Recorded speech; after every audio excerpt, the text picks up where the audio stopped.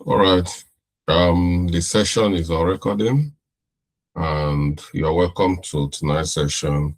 The topic is requirement analysis. So, before we start anything, let's try to understand what is requirement analysis in a very simple and layman language. Yeah. So, the analysis we're talking here is the process of trying to understand the requirement being documented and being able to find a solution by understanding the requirement. So it's just simple, like based on what we've done, we've gathered the requirement. The requirement we gather is mainly is statement, problem statement, and the process they have been following, trying to do a process or conduct a process. So we gather requirements on the process, document it. So we're going to use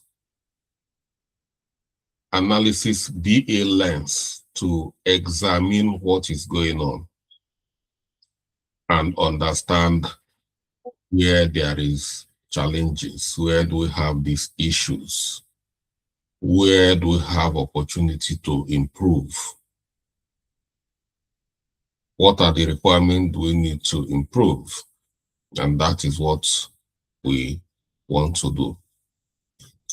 Outside that, there are other ways. Another way is trying to get down to the root cause of the problem and then find solution.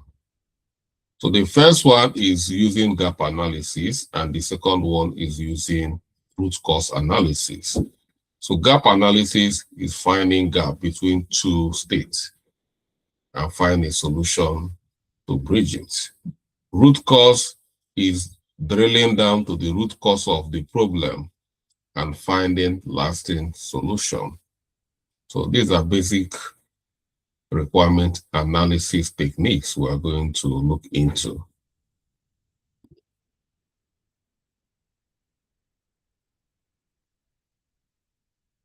Business analysis is not, a lot of people are scared of business analysis, but it's not that difficult the way it's just you trying to embrace it and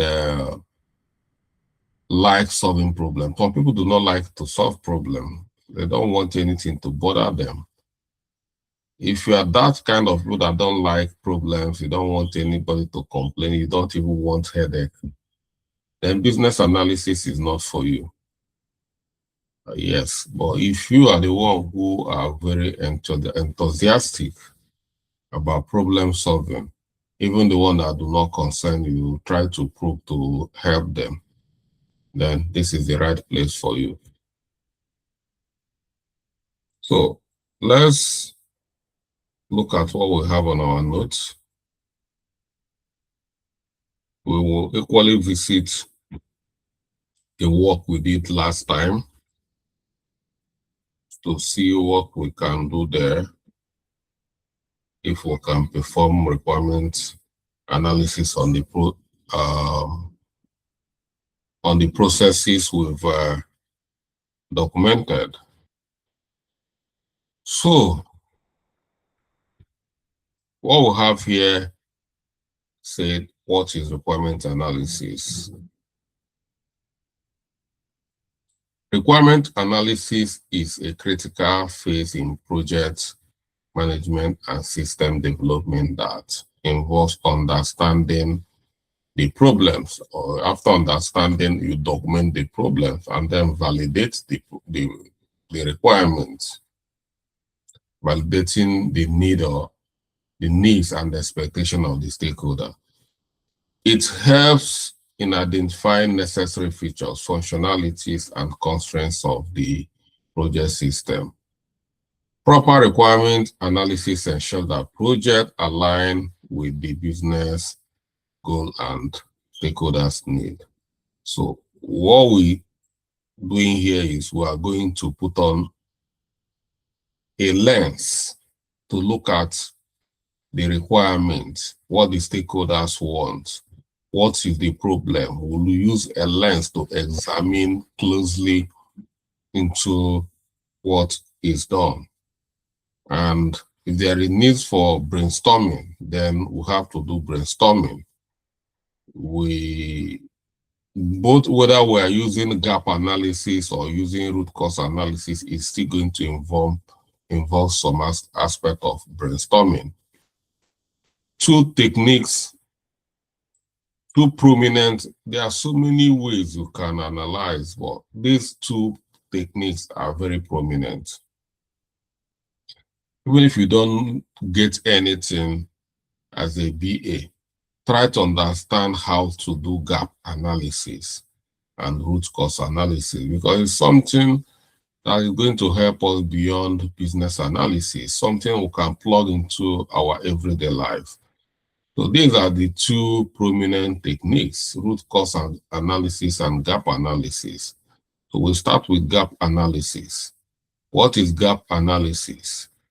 Gap between two variables, gaps between two states, gap between current state, gap between the current state and the future state. What is the gap? That is, yeah. For instance, Nigeria is not a tech nation and everything is going wrong. In an era we are now, we are in AI era. We are not just in tech era. I want to make it that we are no longer in conventional tech era.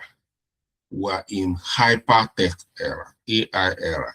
So in this kind of era, every country needs to be compliant, tech compliant, before they can even be able to create opportunities. They can even be able to create jobs for their citizens.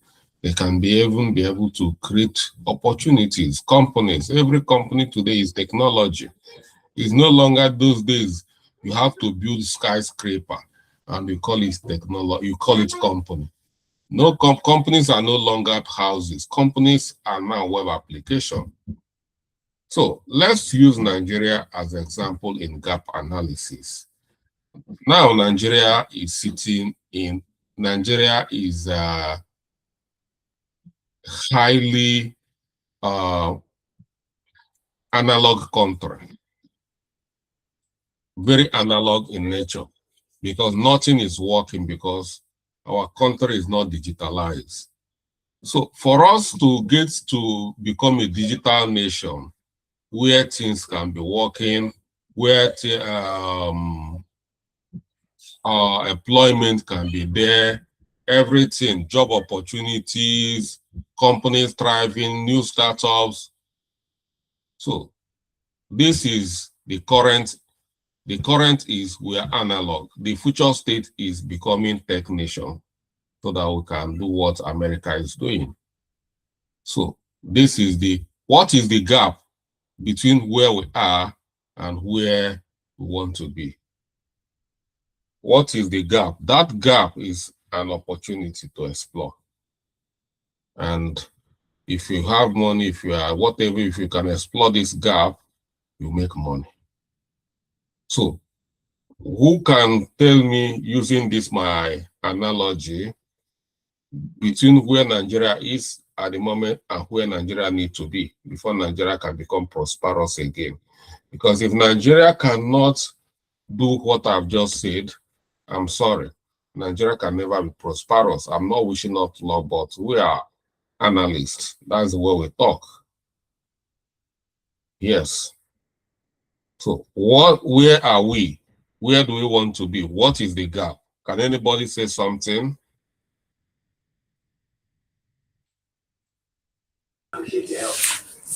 The lack in technology.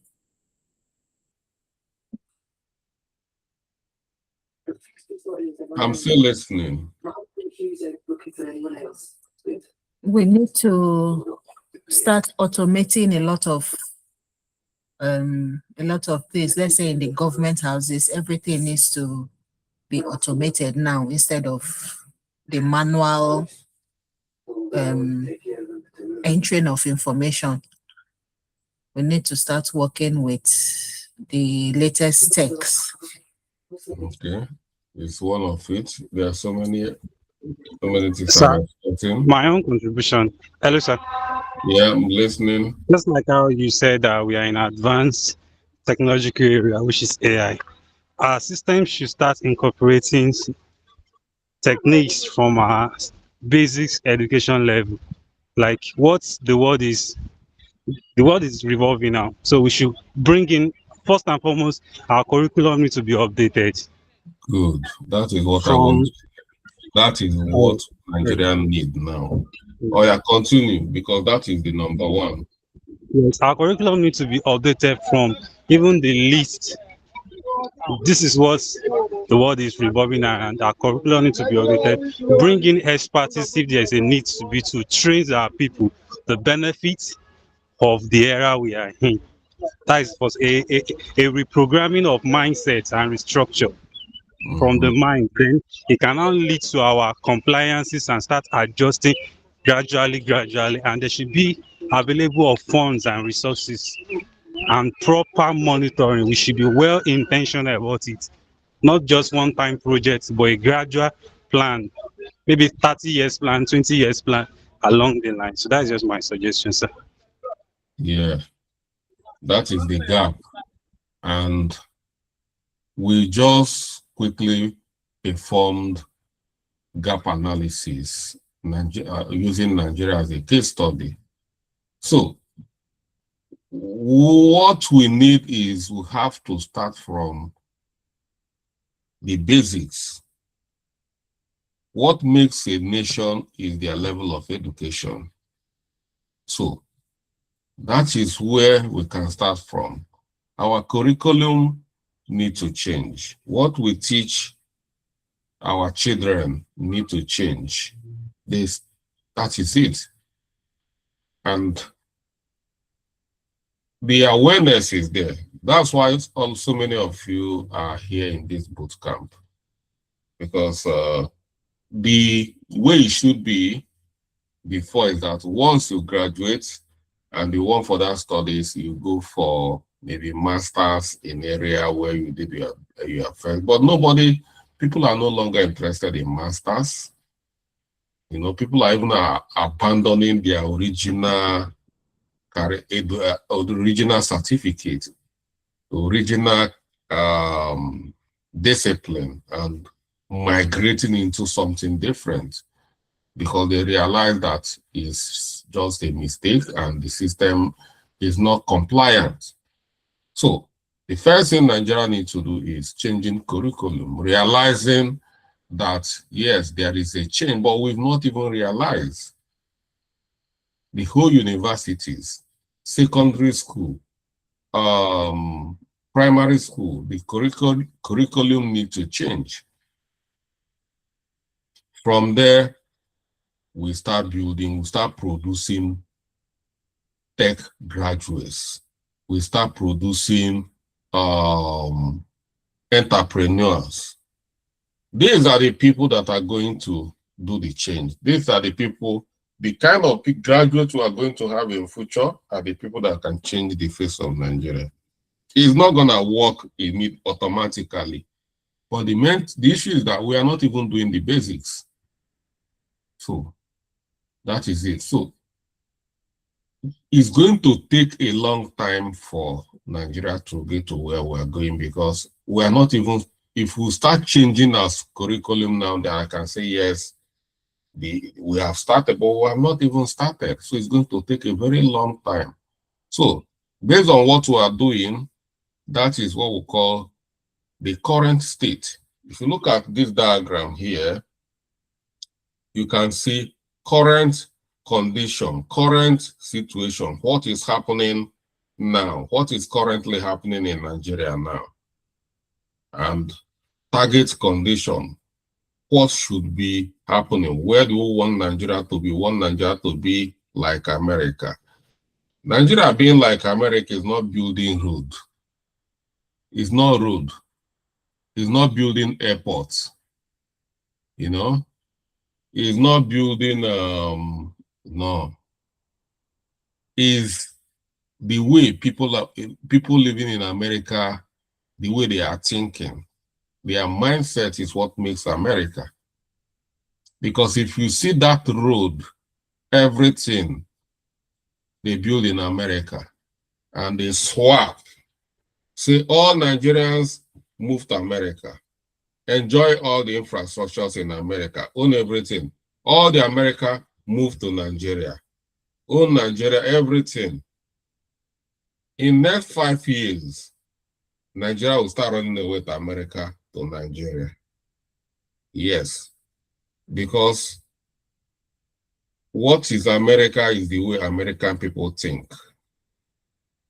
If we can start thinking like them, if our mind can start working like theirs, then that's the only way we can call ourselves Americans, or we'll start competing with them. This happened in China. Long ago, China, hunger nearly killed Chinese people. Hunger, because of their population, you know. And what do? They started aggressive manufacturing, and the government started supporting them, teaching technical education in school, and they've encouraged every family to have micro business, changing their mentality from consumption to production. And today they are now, even America cannot compete with them in terms of manufacturing. They've captured, now they are the center of the world. Yes, some years back, this country will call Malaysia. They are very, very poor people. They don't have anything, nothing. They have nothing. They were looking for where to start. Even they don't have good seedling agriculture. They come to Nigeria to get some palm fruit. They go to so many other countries to get some palm agricultural seedlings. Today, all the Nigerians, every young man want to go to Malaysia. Everywhere is Malay, Malay, Malay. So it's not, they started this process. So that is it. That is current state, future state. That is what we talk about in business analysis. So if you have this kind of mindset, that's how you solve problems. Any organization you come to, they brought you in to do something for them. Before you can start solving a problem, you must understand their situation, where they are, and what is bothering them where they are, before you can then think of where they want to be. And then you start designing a roadmap to take them from where they are to where they want to be. And that is a project. Taking them from where they are to where they want to be is the project. So, step-by-step guide to gap analysis. The first thing you do is identify the current state. Gather data and understand the existing system, processes, or situations. Example, in retail business, the current state might involve use of manual inventory taking. In Nigeria, the current state is we are highly consumption in nature. We don't produce anything. We consume a lot. We become consumer nation. Consumer nation can never be great. Anybody who is just consumer, just like we are, you can never be great. It's the people that produce. They are the great people. Yes.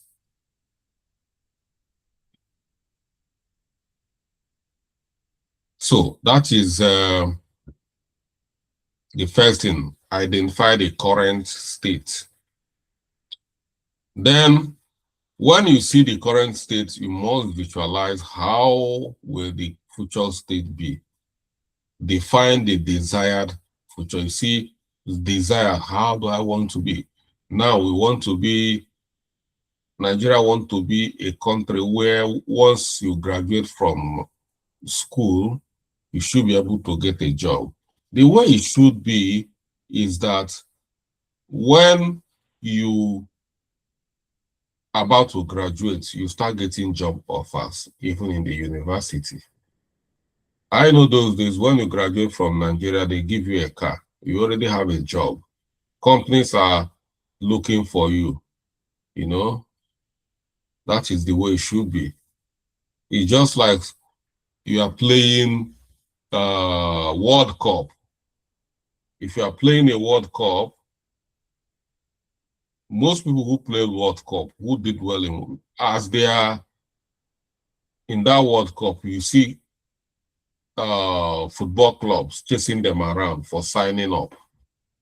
They've not even finished the World Cup, but contracts are lining up, waiting for them. That is the way it should be. It's still like that these days. Yeah, in some countries, like even in UK, there are some courses you study, you are not even graduating and you're already getting offers, different offers. Some of these IT courses, as you are graduating, companies are looking, they're already making offers. Some companies where you do your internship, they will not even allow you to go. That is the way it should be. So you have to visualize the desired state, define it, establish clear goal or the target state you want to achieve. Example, the desired state should be an automated inventory management system integrated with real-time sales data. So the current problem we'll talk about here is manual inventory tracking. The desired state is automated system. So you see it from manual to automation. Then analyze the gap. Compare the current state with the desired state to identify the gap. When you map out the two systems or the two states, you carry out a gap analysis. Gap analysis, in other words, we call it comparative analysis. You compare the two variables, the two states, to see the variance between the two states. The variance between the two states is what we call gap that need to be addressed. So example, the gap may include lack of inventory management software, outdated hardware, or need for future staffing. So for you to change this inventory management, outdated hardware, or to change it from analog to inventory management system is going to be a project like 6 months or 1 year project for you to get from where you are to where you want to be. It's not something you wish and you find yourself there. And we need people who understand the systems, who are technically trained, that will guide you people from where you are to where you be. So that is what you are doing as a business analyst.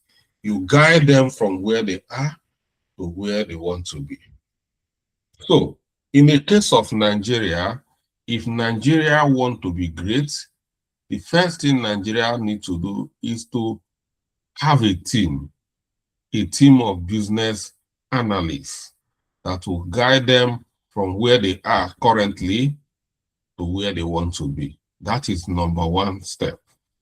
Before this is, we have to then start analyzing where we are. and understanding where we are. A graduate will graduate from school, no job, and it has become a history. We look at the historical data that since 1980, people have not been getting jobs. That's when it started. If you graduate from how many years now? Check it, almost from 1980 to 2000. So it's quite a long period of time, and we have not been able to address this issue.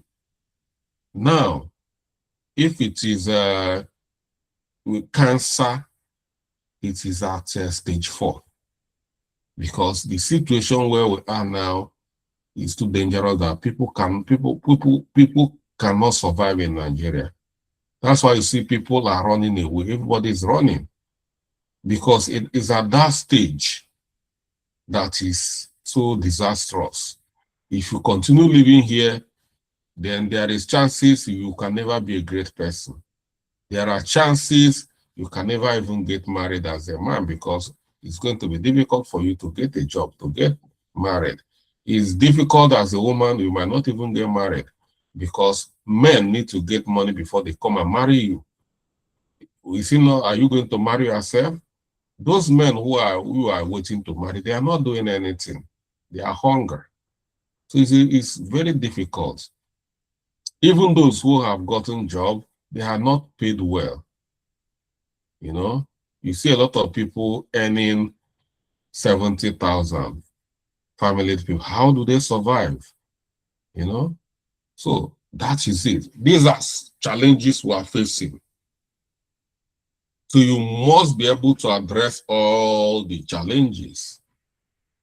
Schools are no longer teaching, they are not doing anything in school. All the public schools are just a charade. If you cannot afford to send your child in private school, your child will not even feel like somebody who ever attended school. There is no, even for you to travel abroad, the purpose of we even sending our children to school these days is no longer to come out and get job in Nigeria. It's at least so that you have something you can present to different embassies where you want to go and process your paper to travel, because I think that is the only gain of going to school in Nigeria. So you can be able to protect this country. I can read and I can write. Allow me to come to your place. That is the only thing. Outside that, yeah. Even those courses, we say that medical doctors, nurses in Nigeria, how many nurses are we going to have? Even those, they are not well paid. They are no longer even recruiting them, because we don't have good hospitals as well. We don't have a good, so how many people even want to have medical treatment in Nigeria? Even for, because having medical treatment is equivalent to start digging your grave. Yeah. So that is complex problem. Yeah. Is this complex or not complex?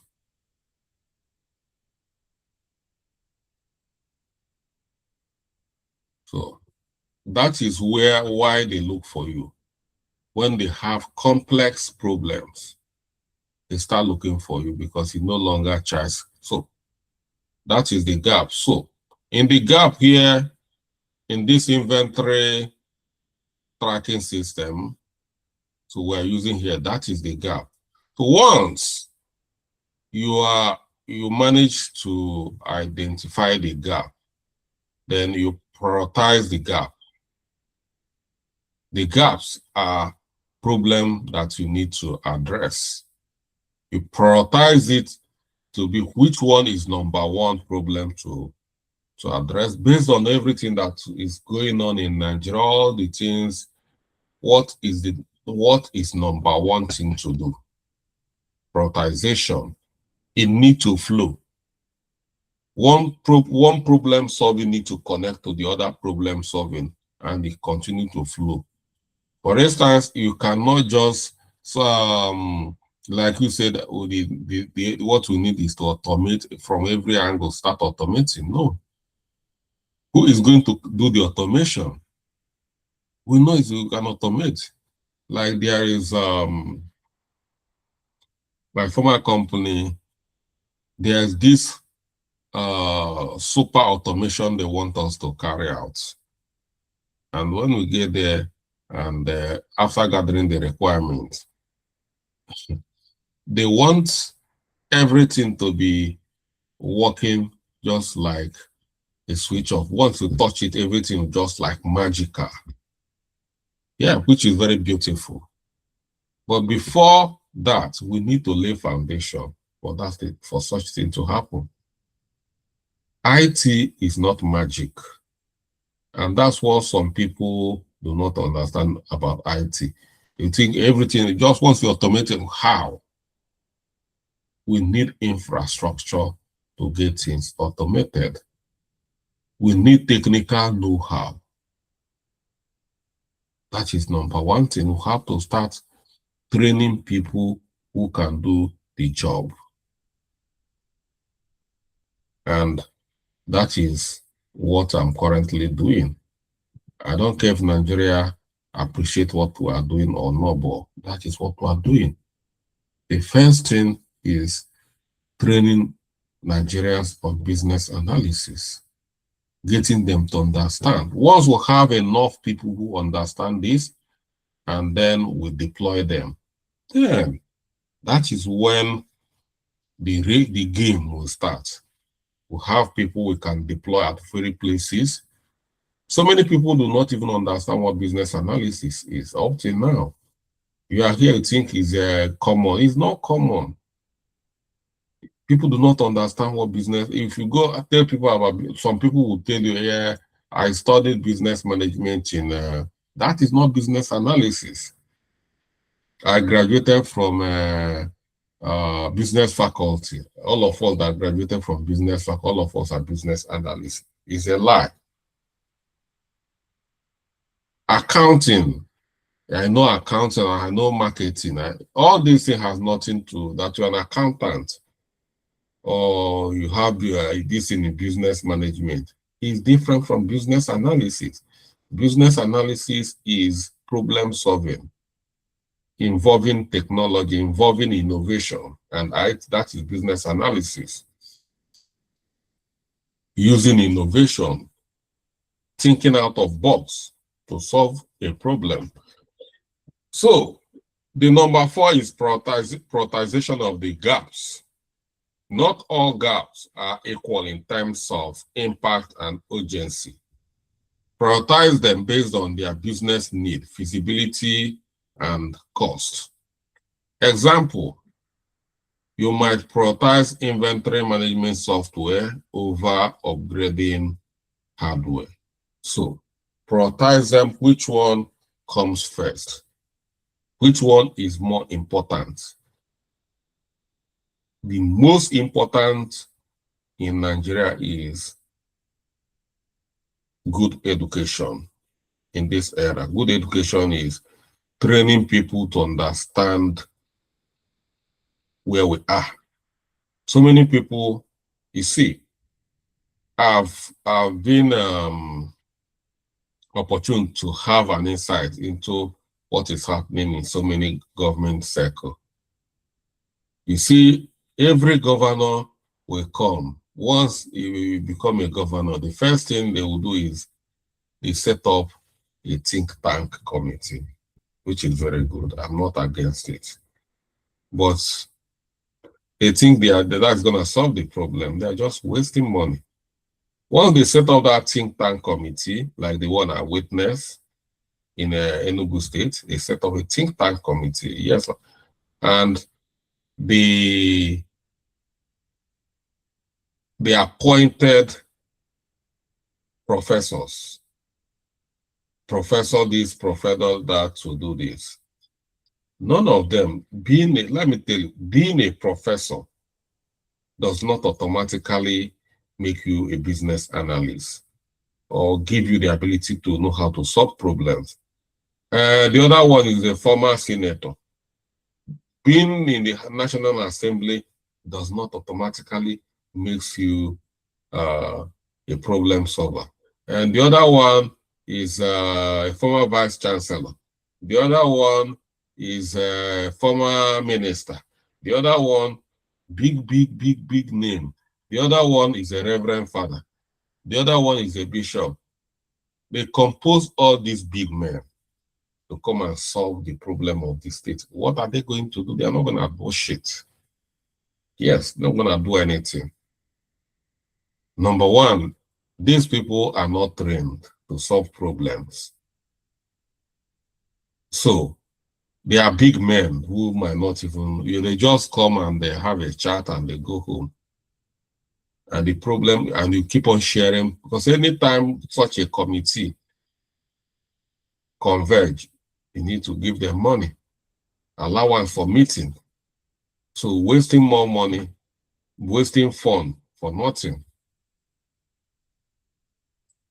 So the first thing they should have done is to set up a digital transformation unit. That is it. And then if they don't have, they can hire people to train those people. They can recruit some fresh graduates, yes, who are not BAs. Then they can go to, they have the money. They can go to America. They can come to UK and hire BAs to come and train them. Or they can even consult with some of these consulting firms. Like if you go to Accenture, Accenture know what BA, they know what business analysis is. If you go to KPMG, they know what business analysis is. You know, you hire those people as consultant to come and train your in-house BA. That is number one. Those in-house BAs is now going to be the people that is going to, please, Onyinye, please put yourself on mute. You're on the space now. So those in-house BAs are now the people that is going to go down and understand what is happening, go down, do the requirement gathering, understand how every state, how every local government, the extent of the rot, before they can come out and say, yes, we've documented the current state of Enugu State. Local government by local government. That's the only way you can do that. From there, then you start thinking, taking it one by one, solving the problems based on impact and urgency. What is the most impactful? What is the one that is killing everybody? People are crying. Is it insecurity? Is it hunger? Is it this? You start from there. You're taking it. What are we going to transform to stop this insecurity? What are we going to transform so that job can to start creating job? What are we going to transform so that people hunger will reduce? What are we going to transform so that children, when they come to school, they should be able to innovate and start creating their own companies? That is how you do it. Without doing it this way, I'm sorry. Even our own generation, even the next generation, if they don't follow these steps, there is no magic about it. Even if you want, let them assemble all the prayer warriors, to come. They are not gonna pray anything out of it. The only prayer is to start doing the right thing. The right thing is solving the problems. Yeah. So that is what is America is doing. China, that has transformed. That is what China did. And that's how they get themselves out of this mess. And that is when you start praying, God will start blessing the work of your hand. God hears prayer when something is happening. Yes. If you go to China, they are not even Christians. and God is answering their prayers. So they are doing the right thing. Yes. So after prioritizing the gap, the next is to develop an action plan. You have identified the gap, which is the problem that needs to be solved. Then action plan. How do you solve all these problems? What are the solutions we are going to deploy to solve all of them? So, and that is what we call the action plan. Here is the main project, where you say project manager, this and that. Yeah. You can see before the action plan, which we say we have a project, the business analyst has been there. From identifying the current state is business analyst. You have been there trying to, so every organization needs a business analyst, even if there is project or no project, because this the business analyst that will determine if there is going to be a project or whether there is not going to be a project. So create plan close to identified gaps. This should include specific actions, timeline, and resources. When you start talking about specific action, which is a project, timeline, duration of that project, and resources, budget, amount of money or resources required to execute that plan or solution. Example, implement software, train staff, and integrate the new system. So that is it. So that is what you do when you want to solve a problem using gap analysis. Yeah.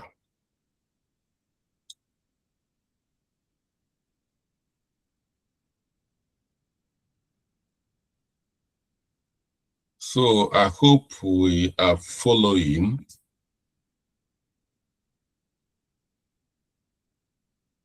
Or is it too technical? Because, yeah. Okay. If you follow this format step by step, you find out that there is no matter how dangerous that problem is, you should be able to attempt to do something. That's just a strategy. So let's look at this case study here. Gap analysis case study for finance and account process in Nearas Limited. So here, Nearas is a company without ERP system. ERP, let's understand what ERP is. ERP, E is what we call enterprise. R is resource, and P is planning. Enterprise means company or organization. That is what enterprise means. Resource is the resources of that organization. When we talk about resources, we talk about money. We talk about customers. These are key, and we'll talk about employees. These are three things that makes any or every organization work. Anytime people come together and we'll call it an organization, three things are there. They are going to manage people working in that organization to move the organization forward. They need money to manage the organization. Every organization needs people they are working for. These are the customers. There is no organization that doesn't have people they are producing, even content creators. If we start, that's why they always engage chasing for views. We, all of us in Facebook, they are customers. They are looking for views. Once you view their content, Facebook pay them money. Even churches, when we are the church customers, parishioners, church goers, anytime we hear that we stop going to church, all the churches will close. They will run out of business. That is the way it is. So it means that they have to for a church to grow. You need to monitor them very well, understand what their people's mindset, what the people need.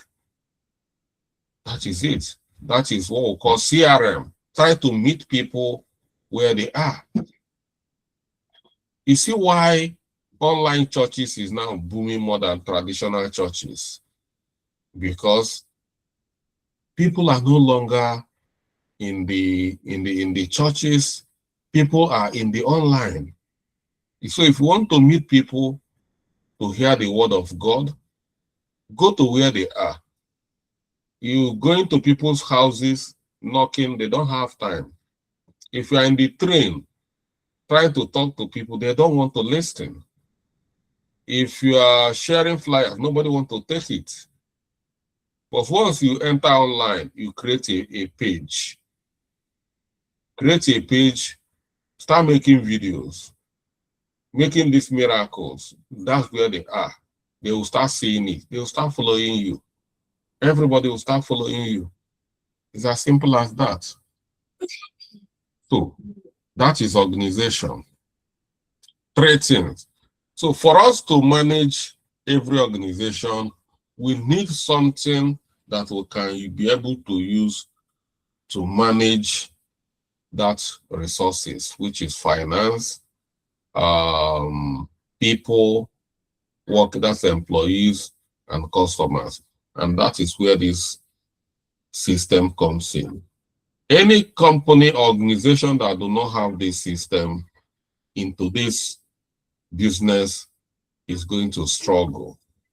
There's a lot of companies, yes, still managing without ERP system, but they are struggling.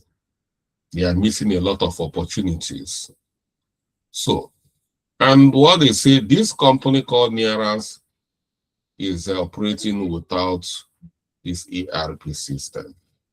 So, and that is their problem. That's why things are not working the way it should be.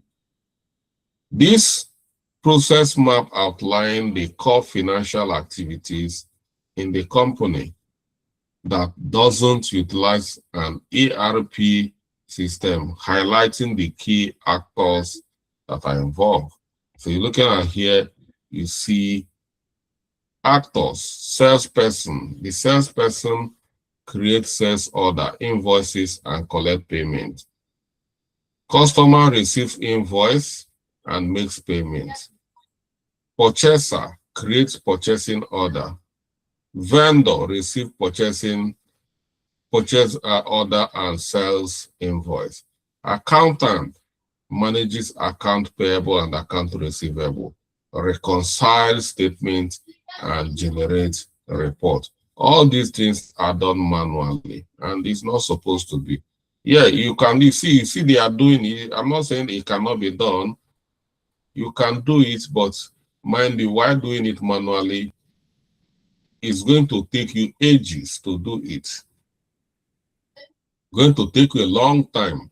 What you can use this system to do in 1 week, this doing it manually, you are going to do it 4 months.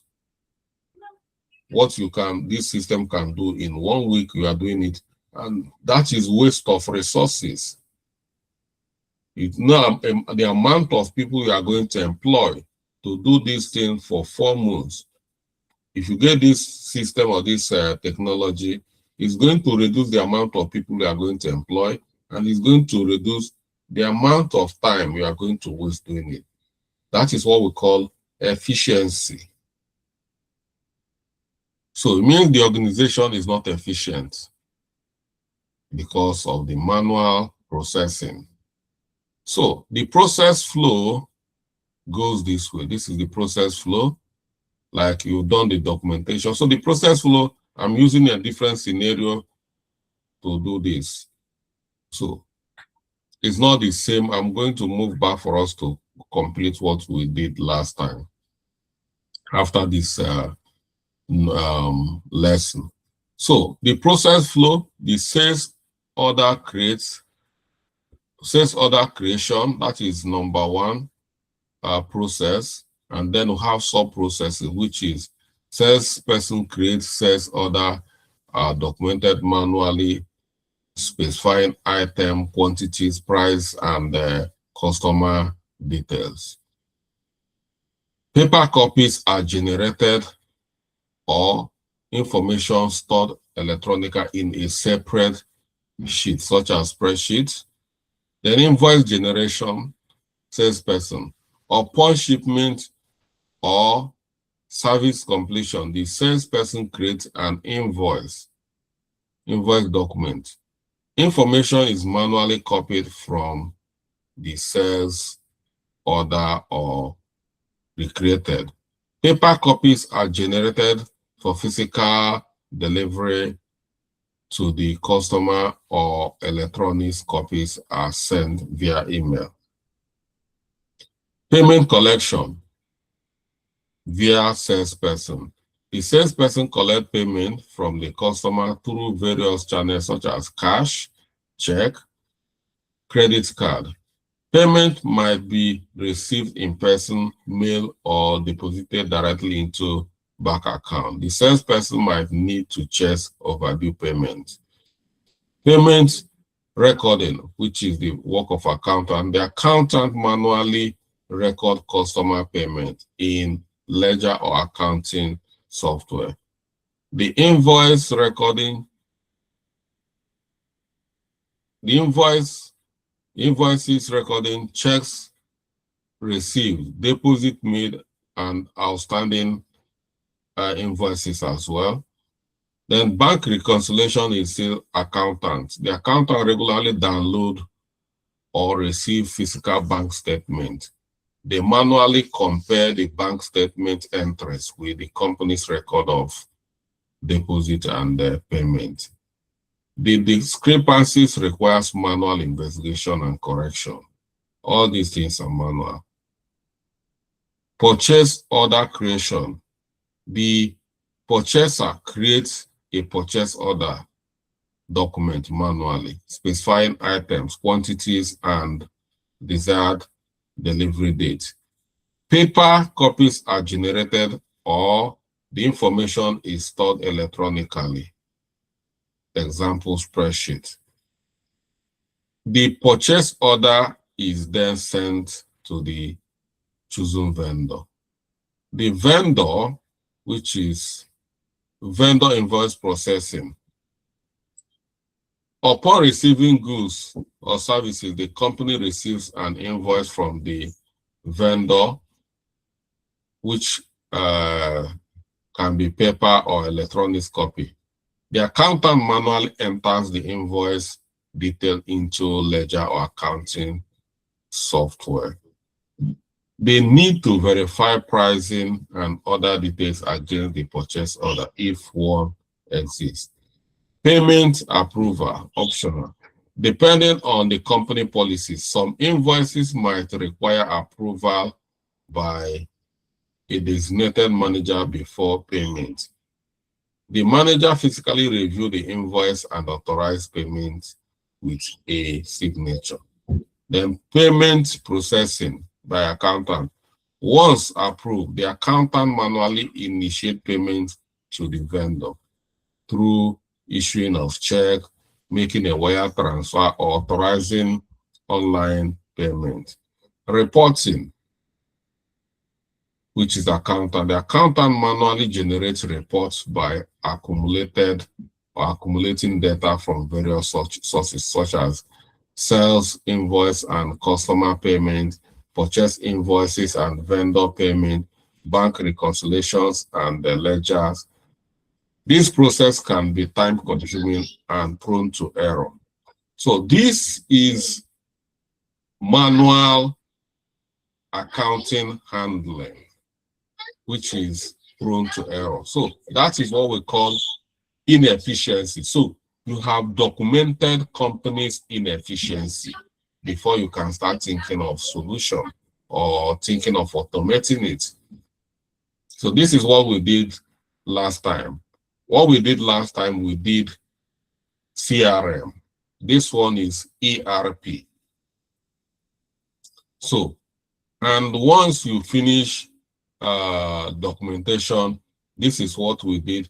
You did this one. This is ERP system manually. You create the process flow. Yeah. So what we did the other time is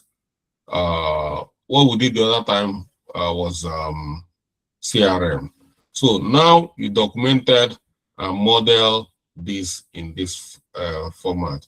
And once you documented it, you can now come here and start analyzing the whole processes, taking it one after the other with your team, analyzing which of these processes requires improvement.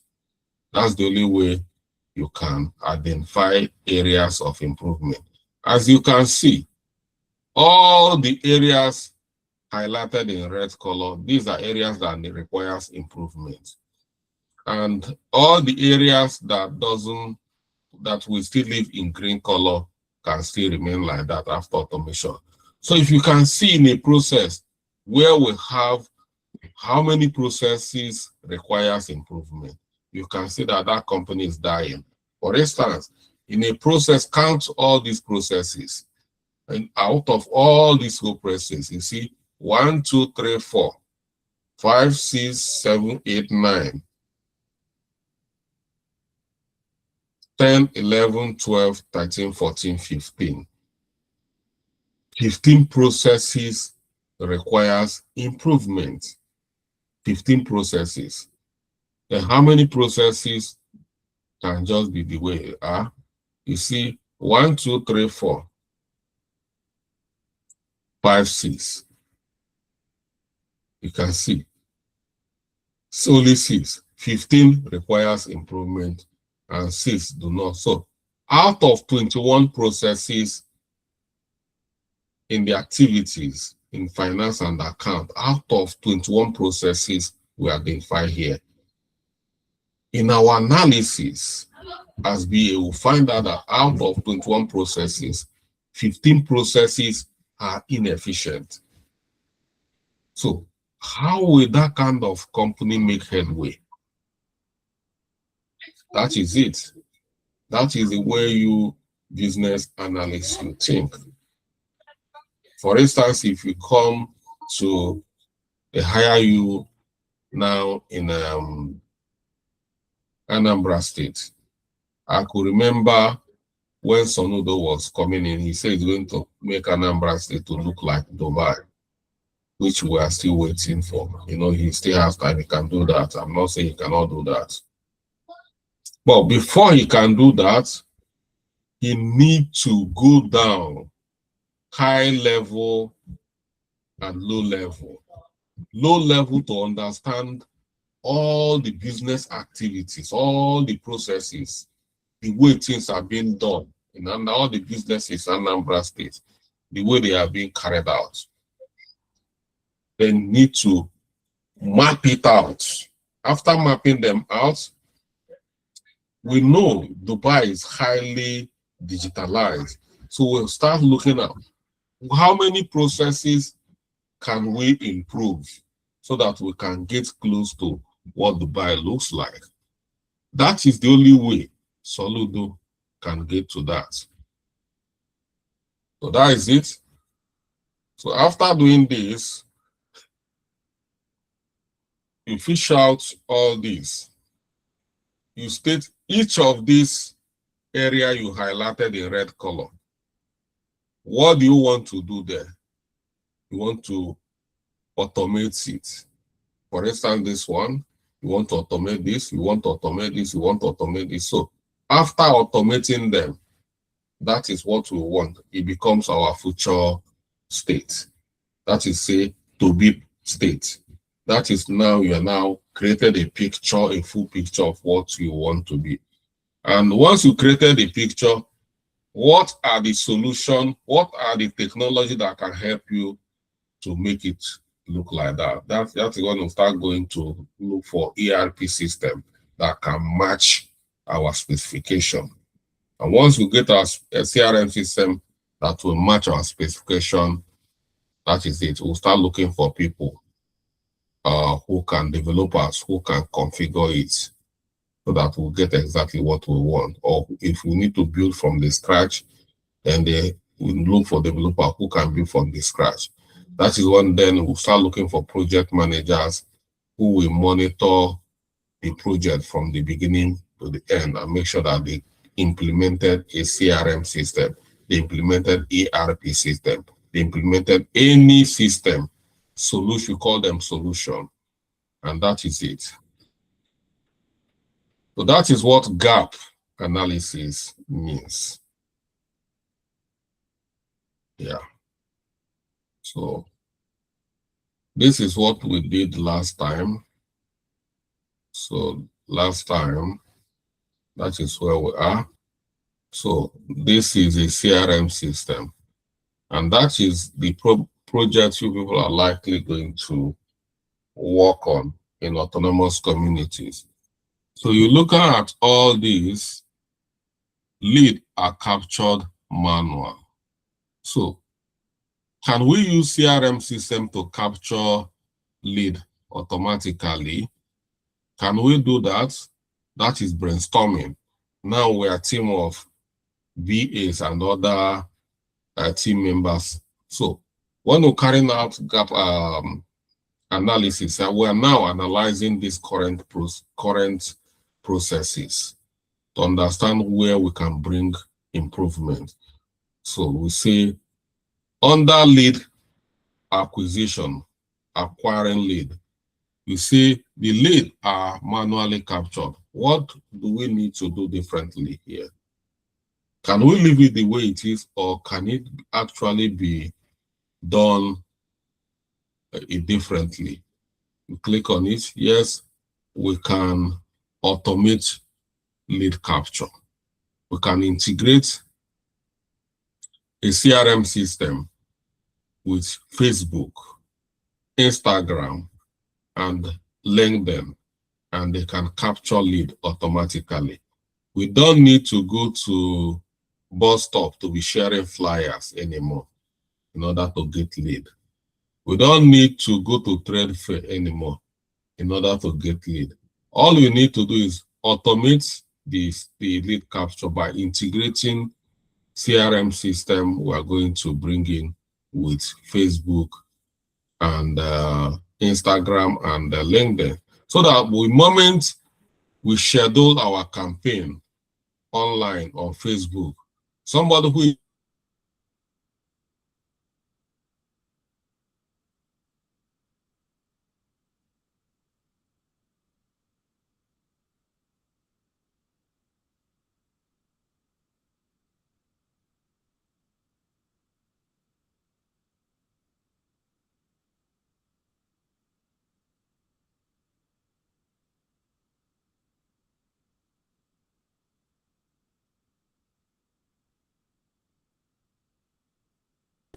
or whichever one is actually the person is, we see it.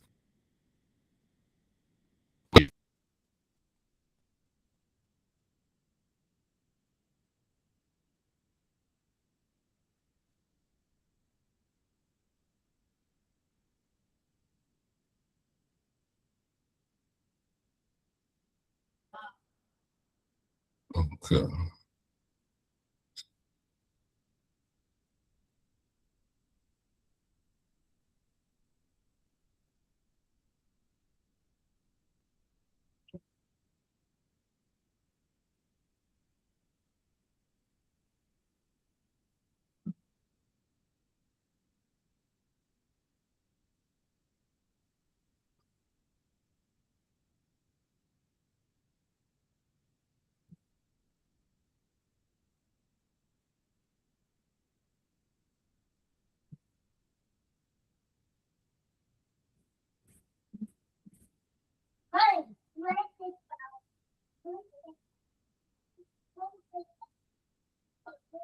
Sorry, guys. Sorry,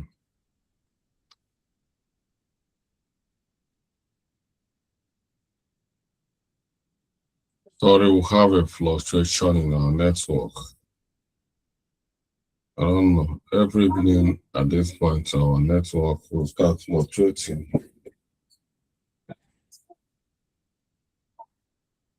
A moment, give me a moment.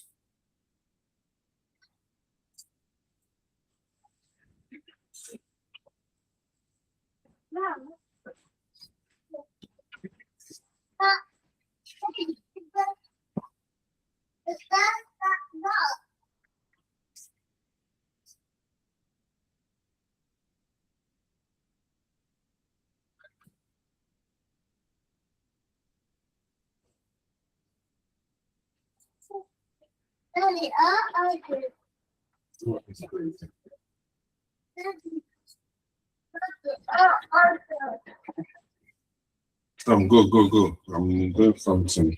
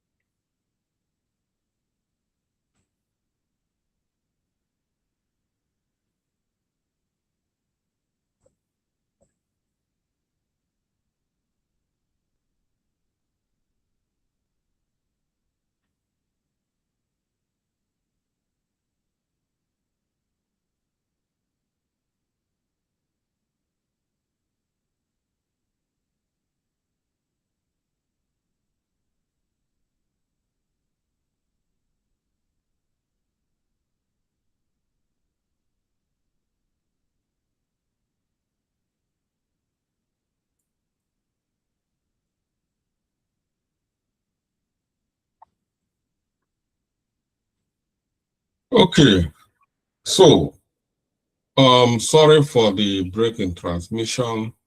So what we're going to do now is that any of these processes that is still very valuable, we put it in green color. That is analysis we're performing on this process in order to identify all the gaps within the process. So those that that needs improvement or that can be automated means that it's not efficient. We highlight it in red color. So this particular lead capture, manual lead capture, can be automated. Because of that, it needs improvement. So I'll put it in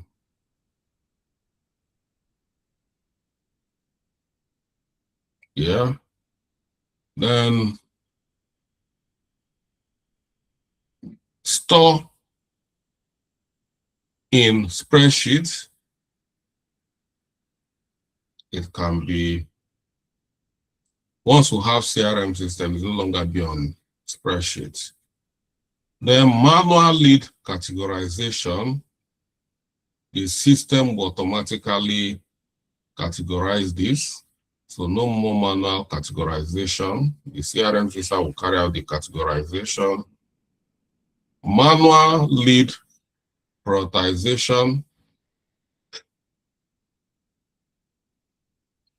The CRM system can equally prioritize our lead in terms of hotness or warmness, depending on the configuration and the logic.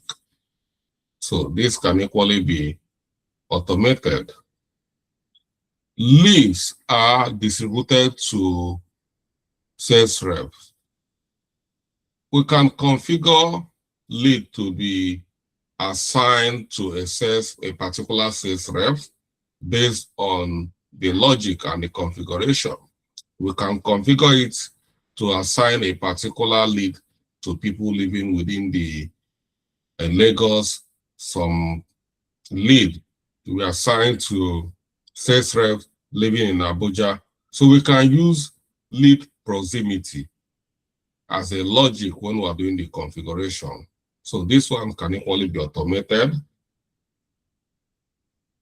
So, and here we say lead follow up. Follow up lead through email. Yes, this one can still remain the way it is. So we leave it in green. Follow up via calendar. So this one can be automated. You know, we can automate it to pop up alerts, not leave it via. So this can be automated. Lead manually converted into a customer. Automatically conversion, we can convert once a particular lead reaches a particular threshold. Based on our logic, is automatically converted to our customer. So we don't need to do it manually. So lead data entered into spreadsheets for onboarding. We don't do this, it's automatically onboarded. We don't need to enter any spreadsheet. Oh, sorry, separate system for onboarding. We don't enter it automatically. The lead is onboarded into a CRM system, into some segment, it becomes a customer. Once it becomes a customer, it moves from customer to contact within the CRM system, if you understand how CRM system works. We have lead management, lead model in CRM system. We have contact management. We have so once it moves from becoming a lead, it moves directly into become a customer. So you don't need to be done manually. So meaning that this can equally be automated. Then reports are generated manually. Automatically, the CRM system generates a report, periodic report, daily reports, weekly reports, monthly reports, quarterly reports. You don't need to do it manually. You just configure it, the kind of report, the kind of dashboard you want. Configure it the way you want, and the CRM system will do the work for you.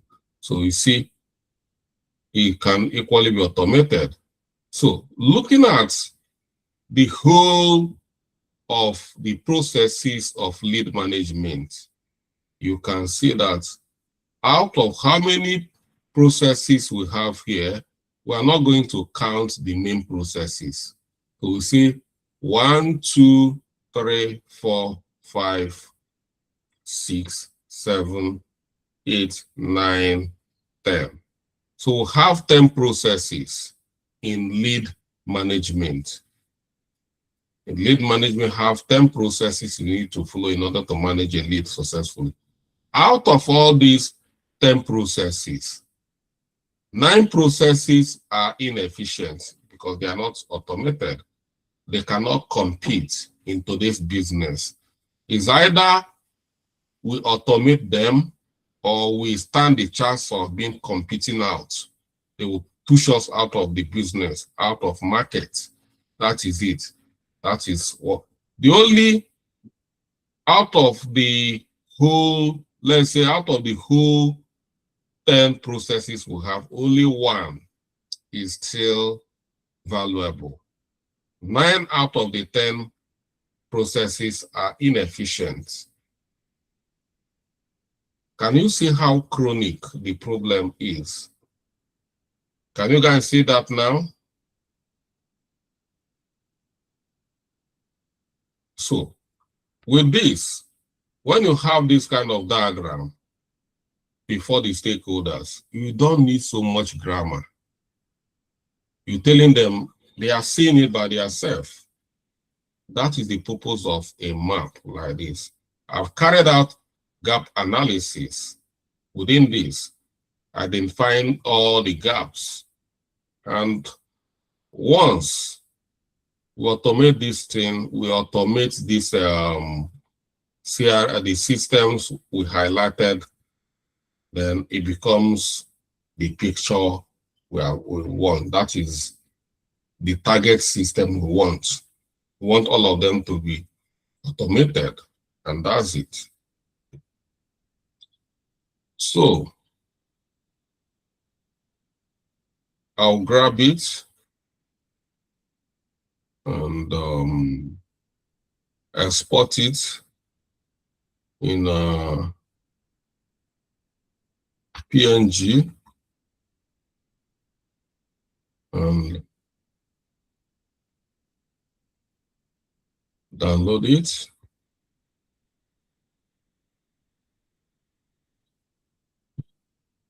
So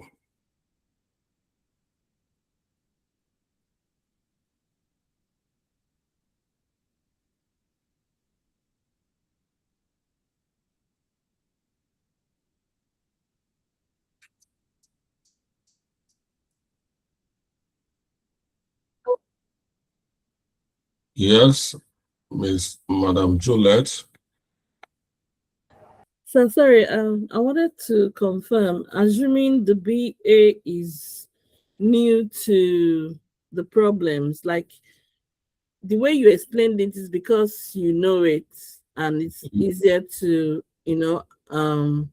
explain. So for maybe a new BA that is new in the area, I know they'll need to brainstorm. So is part of the brainstorming, is it that they need to research about lead, is it lead engagement or what? The lead, the first one, the first problem, is it that they need to research about it, or so that they can get the flows to know what to write on each flow? If you want to be a BA, a BA is a consultant. BA is not for children. To become a business analyst is a consultant. It's like you are working with KPMG, you are working with Accenture, you are working, that's what, do you know what consultancy? Yeah. What does a consultant do? A consultant gives advice to before you give problem. advice. What do you before you give advice? Sorry, you would have known the problem on how you read. A consultant Yeah. will not just come and you read. You read to understand. They cannot be paying you £500 to every day for you to come and you need to go and research. You are a researcher. You research problems. You research about, like now, since I told you people about a CRM system, if you are a good BA, you must have taken your time to go and read about CRM system, how a CRM system works. What are all the modules in CRM system? What does all the modules do? What does lead do? Now you don't have, we'll be talking about lead, and at this point you cannot even authoritatively say lead management. That is not a consultant. If you are working with that pace, I'm sorry, you can't make it. You should be talking authoritatively. We've spoken about this is not a, we'll be talking, we already said a lot about lead management, and you are now telling me lead you don't remember, and you want to tell me you want to become a business analyst with this pace. It doesn't work that way. You should be able to tell me by now all the CRM system in the market, the major players. Yes. Understanding how CRM work. I'm not gonna come and teach you how CRM works. It's the ability to go and read and learn it out. I've now spoken about ERP. It's not me that's going to come and teach you how ERP is there. There is a documentation. There are papers, journals, videos, how ERP works. If it's ITS, I'm not gonna come and start. My own is to teach you how business analysis, not to come and start teaching you one solution after the other. That's what we call subject matter expert. If you want to become a BA, you must become a subject matter expert, a solution expert. So if you want to measure in CRMs or enterprise application, you need to bend down, understand them. They are there. You make research. This note here is not enough. I'm just giving you a guide. But we don't read. Okay. Thank you.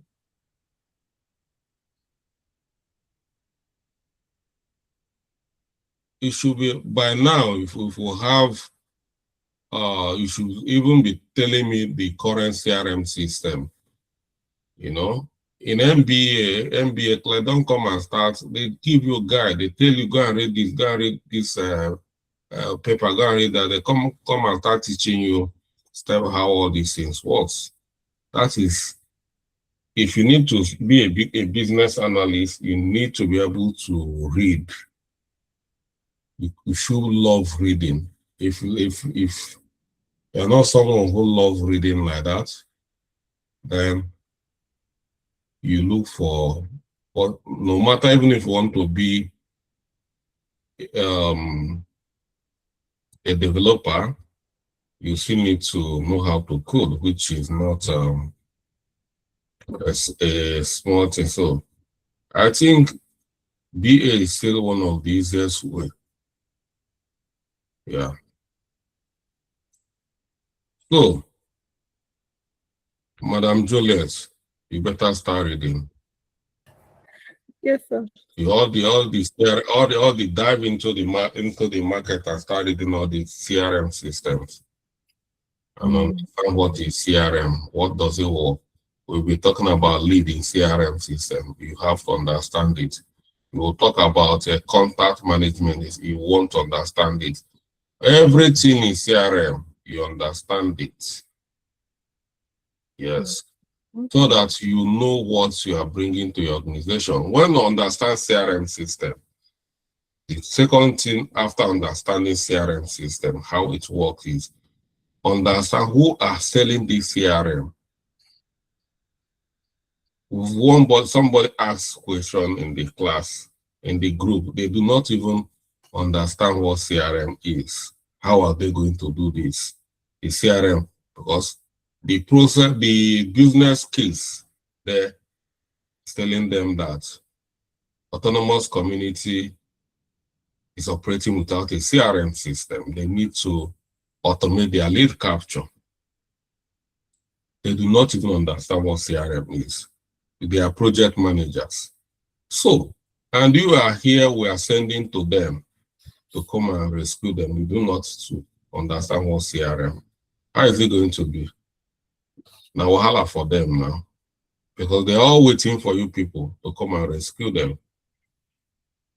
So, don't go there and disgrace yourself, these BAs, because they are coming there as their messiah. Okay. So I wanted to also clarify this system. So I look at this system as a Facebook system, and I want to know if we will have maybe a template from the external stakeholder, like a company, that the software developers would use. Maybe there will be like You say you see it as a Facebook system. Yes, something like a Facebook system that would serve. I mean, come again. You see CRM as a Facebook system. No, I see this project, the project as a Facebook system. How? As like that would have features of a Facebook, how Facebook operates, but this one will be like having autonomous communities. So what we were actually what we wanted to understand, because someone was saying something different. In my own understanding, I was thinking that we are trying to market autonomous communities in a particular region as a pilot program, as a pilot project. So, but the person, I now asked, will it be open to everyone? Is that what the project brief stated? Did you read the project brief? Yes, I read it. What did the project brief state? That is for communities, autonomous communities. What is their problem? The problem is that they don't have CRM and they need it to manage people. So how does not having CRM have to do with marketing autonomous community? You see, that is where the problem starts, because you already deviated from the main. You are into different lane. What we are saying now is different from what the project brief stated. The project brief said autonomous community want to have a CRM system through which it will be easy for them to manage lead. If you go to autonomous community, you find out there is what we call autonomous community market. Autonomous community market, where people can come and sell their products and services, and people can buy products from autonomous community. So with the problem, we do not make research. If you go there, you see it's there. Autonomous community. So we have vendors coming to autonomous community to sell products. In every community, we can have vendors selling their products and services. So that sales activities is the sales, not selling autonomous community for people to enter autonomous community. No, I wanted to know who will be the vendors. Will the vendors be only people from the autonomous communities, or is it open to every person, whether you are in the autonomous community or you are not? Autonomous community has anybody who wants to sell a product is a vendor. As long as we are there, for instance, the autonomous community has been onboarded, has been created within some region. So anybody within that region can sell products. If you are outside the region and you want to sell a product, then it's at your own risk. Because you are going to, for instance, you are in Lagos and we have only autonomous community in Enugu State, will not reach. You started selling your product in Lagos. So if you are, they want to, because we have global markets, we have community market, we have global market in autonomous community. So anybody who wants to sell is not limited to people in the community. You can sell at the global market. You can sell at the community, but anybody who is selling products in autonomous community is a vendor. That is where it works. And anybody who is in autonomous community can buy products and services. You can buy from your community market or you can buy from the global market. But community market, the delivery period is very short because it's within your community. And the trust is higher because you know all the people in you, but likely know all the vendors in your community. Although before anybody can become a vendor, the person must be verified. So it's not just when you join and start selling. The community, the platform must verify, you must submit your passport and form of identification and your address, full proof of address where you live before you can be allowed to become a vendor. So that will reduce the amount of fraud. And even if you sell a product in autonomous community, you are not getting paid. Autonomous community is not going to release their pay until the buyer receives the product. So you cannot just say, I have sold while you didn't sell anything. So the buyer must receive the product before. And once the buyer receives the product, we know that the buyer have received the product. Yes. Okay. Assuming someone abroad likes something from the vendor and wants to order it. So it's because we are talking about the dispatch. So if the vendor, because it's the duty of the vendor to deliver the product, not autonomous community. Yes. So if somebody in abroad, just like you see something, you go to Temu and see something in Temu, or you go to Amazon and see something in Amazon and you order for it. Yeah, they can be delivered to your product, but you have to pay the delivery fee. Yeah. So the difference in autonomous community is that is an e-commerce built inside a social media community platform. Yes. Mhm. Okay. So the CRM system is to manage the activities within the autonomous like the vendors, you know.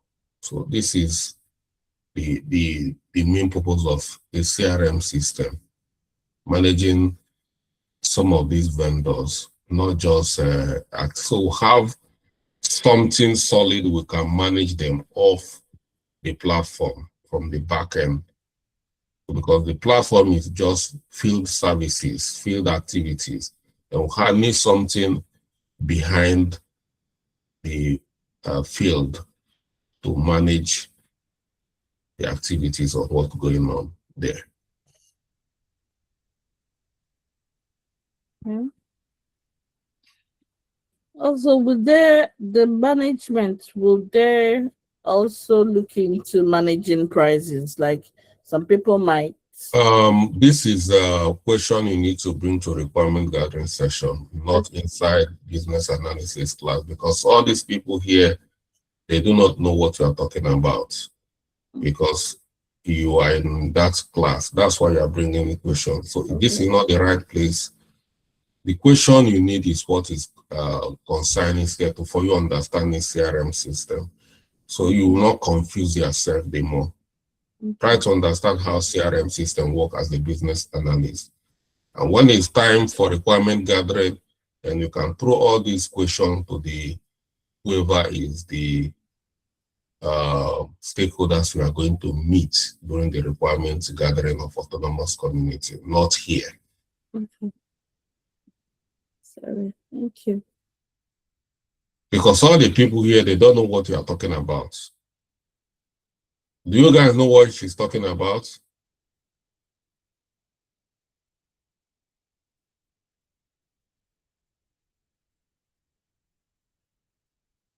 So let's try to understand how business analysis works within the context of requirement analysis. That is the most important thing we are doing here. So when we get to other platform where we talk about, so that we don't model up knowledge base here. So you can see here,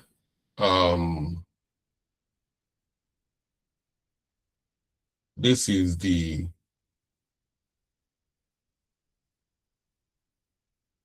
as-is process, the current state. And after the current state, we try to understand the current state and identify all the gaps within the current state using gap analysis. And the next thing is now to map out the future state, which you guys need to do that one, not me. The example of it is already, so these are to be process flow. I've already created a process flow. So if you want to learn, what I didn't do is that if you want to learn and tax yourself, you should be able to map out this to be process flow. And that is the future state when the CRM system is already in use. Yeah. So we're going back to our lesson notes to tidy up.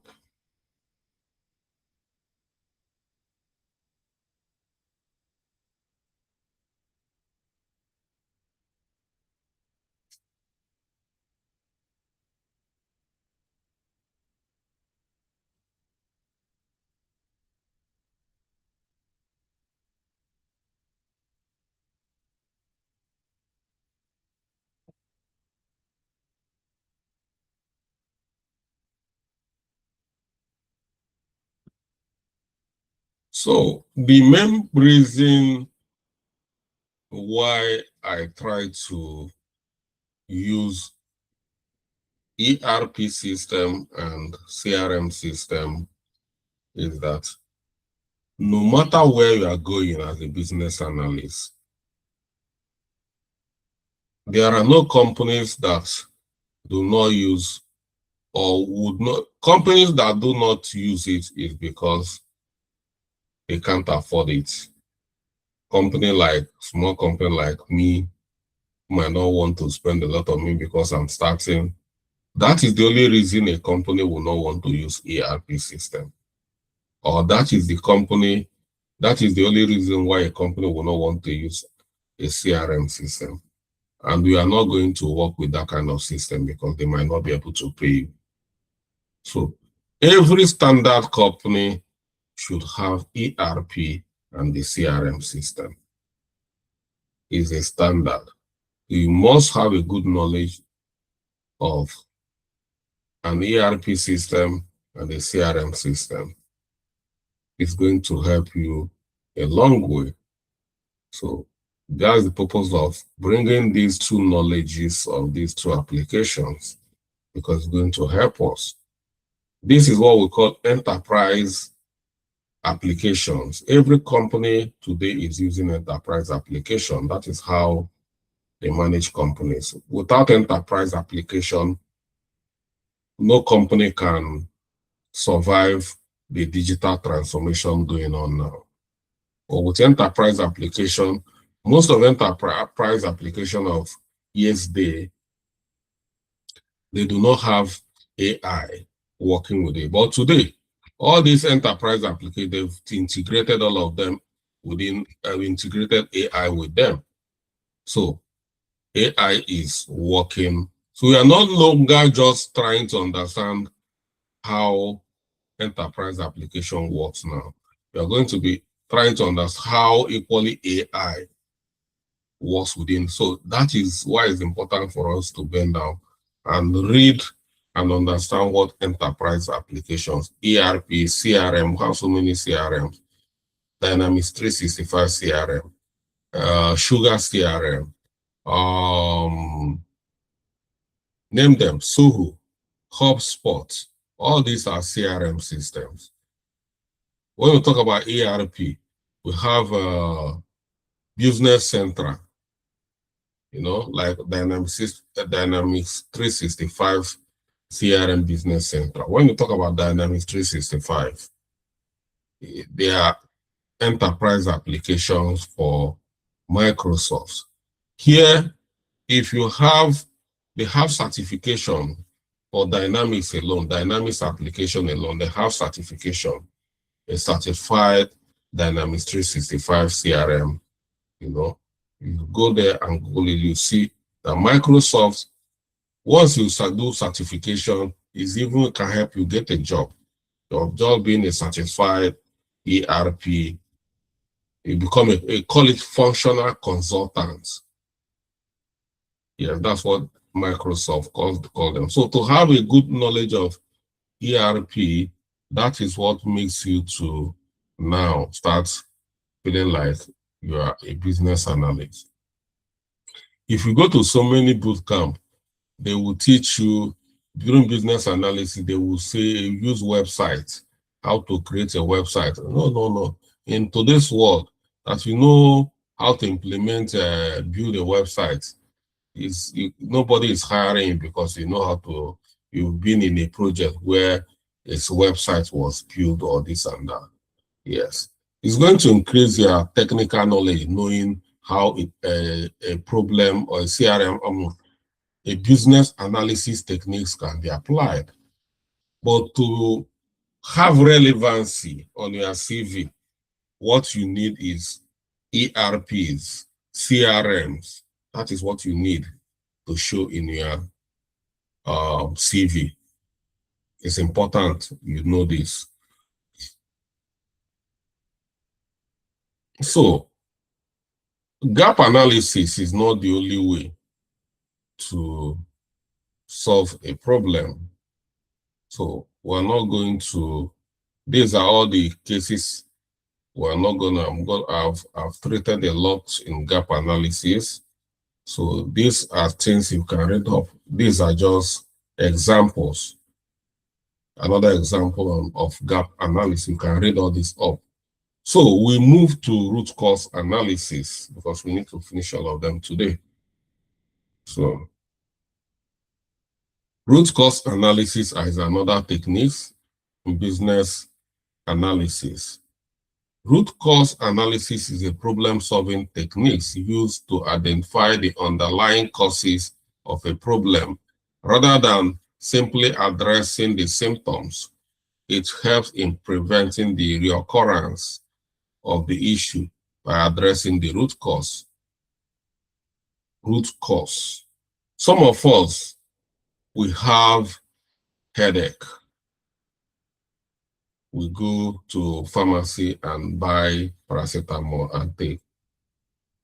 After 1 week, the headache will come again. We go and buy another. So you can see some people might have recorded recurring headaches for like 2 months or 3 months.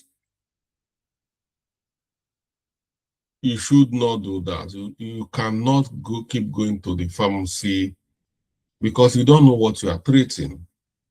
So that's what root cause is telling us. You don't solve a problem at the surface.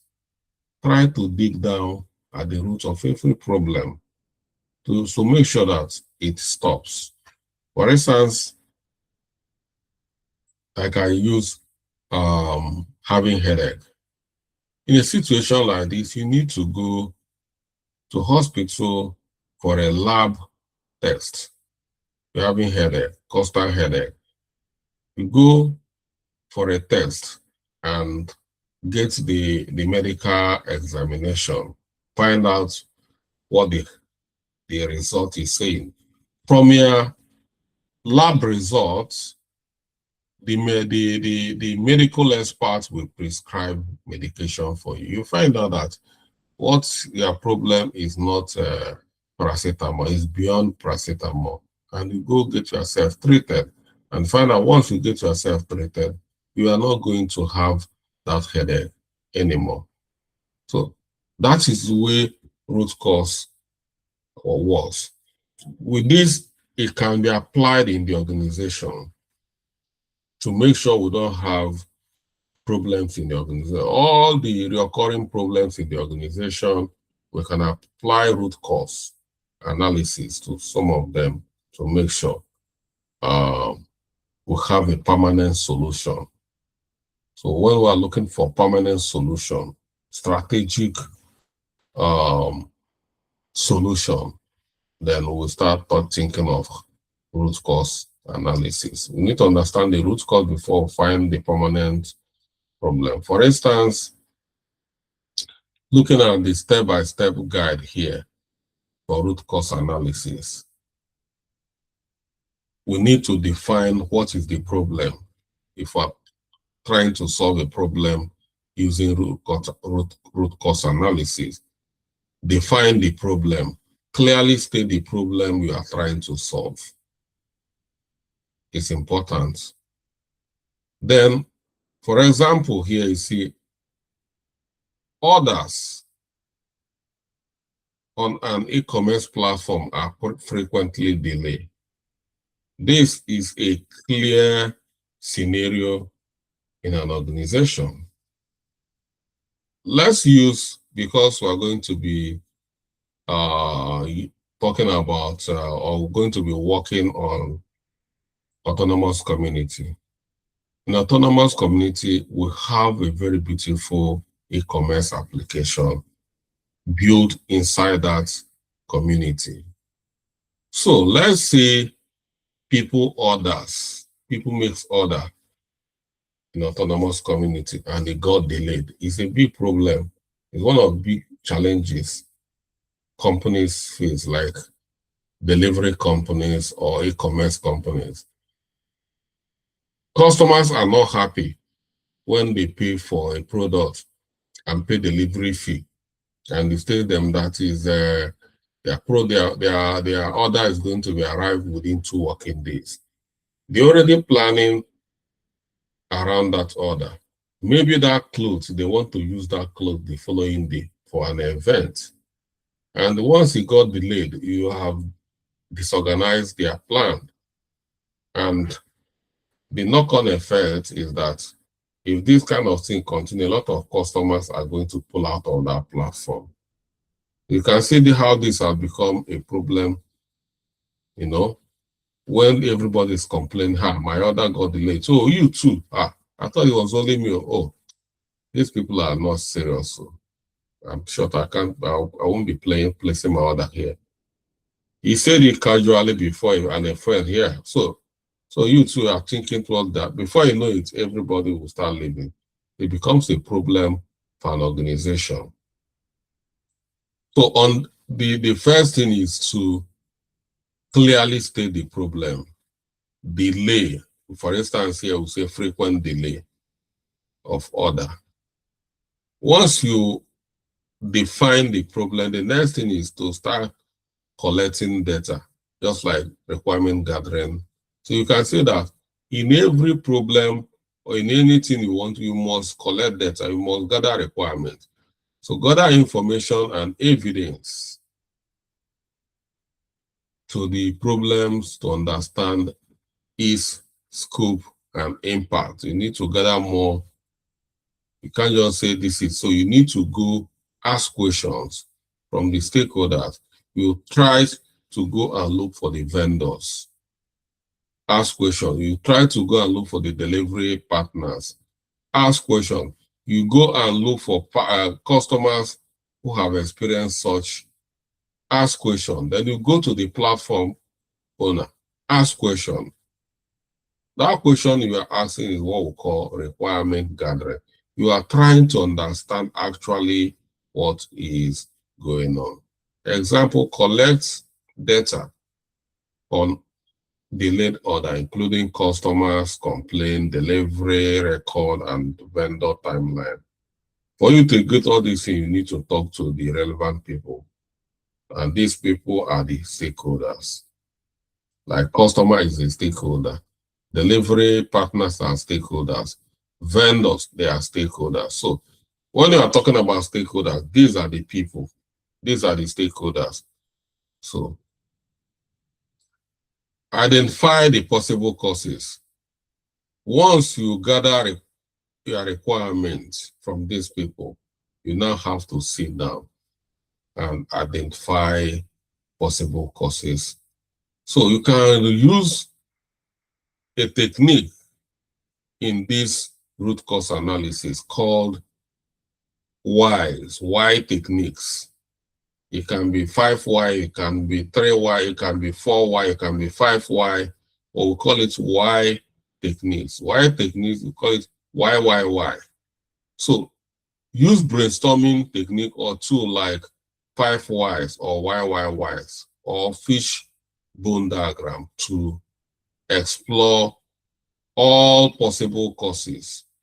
Example, if we are using why techniques, we have to continue to ask why until we can no longer ask that why again. For instance, we want to use why technique, you say, why are others delayed? Every why you ask, you must try to get an answer, an honest answer for you to progress. So why are others delayed? The answer, because vendors are not processing them on time. Okay, you use another, you see the way you solve problem using root cause analysis is a bit different from the way you solve problem using gap analysis. So you say, why are vendors slow in processing? Because they are not receiving orders, receiving order notification promptly. So when there is order, it maybe can take them even 1 day before they get a notification that there is an order. Looking at it, you can see that it might not even be the fault of the delivery people, because at times maybe they process the order on time immediately, but that order must have been, so it might be the system issue, not the delivery people. So now it's because they are not receiving order notification on time. Okay, you see, why are notification not coming on time or delayed? Because the notification system is experiencing technical glitches. Can you see we have finally arrived at what is the cause? We'll now find out the cause of this problem, and then we can determine the solution to tackle these technical glitches. So, number 4 is determine the root cause. Analyze and the identify causes and determine the root cause by looking for the most fundamental issues. Example, the root cause could be can be an unreliable notification system, which we have during our why we get to technical glitches. Why? Because the system is having technical glitches. So we're now saying it's because we have unreliable notification system, because the notification system is having technical glitches. So it's unreliable notification system. So based on our why, we have identified or we have determined that the problem is notification system, poor notification system. That is why all these delays. So then develop a solution. You have found out the problem. Then the next thing is to develop a solution. Once the root cause is identified, propose and implement a solution to prevent the issue from reoccurring. For instance, some of the solution can be upgrading the notification system. Another one can be fixing the notification system to ensure timely order processing. So you see here, you have 2 solutions you can. Upgrade can be maybe a higher version of notification system. Maybe if you are using version 1, for instance, the software you are using is version 1, you might want to upgrade by getting a version 2. Like say you have iPhone 1 and you can see iPhone 1 is no longer working, then you might want to go and buy iPhone 2. That is an upgrade. Or you can move away from that particular company and even go and buy from a better or the most latest technology, like the latest notification system in the market, is still upgrade. So if you don't want upgrade, you can say, no, I don't have money for upgrade now. Let's fix the notification system. You might decide to build or find out why there is technical glitches and fix it. So these are the two solutions available for you. Whichever solution you are going to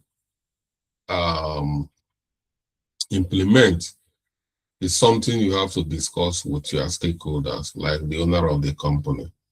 If they have money, if they don't have enough budget for new implementation, you can go on to fix the existing system.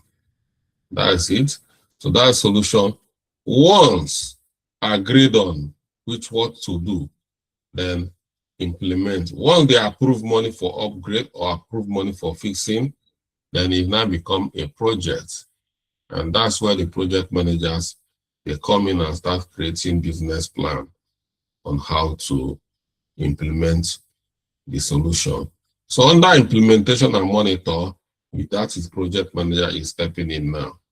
Apply the solution and continuously monitor the system to ensure the problem does not reoccur. So track vendor processing time after the system upgrade to ensure improvement. So if the answer is to upgrade, then you plan and implement a new system, and then use the system, monitor the system to make sure you guys are not getting that recurring problem, which is delay. So that is why. You see, the one we use here is we used why, 5 whys. So that is it, 5 whys.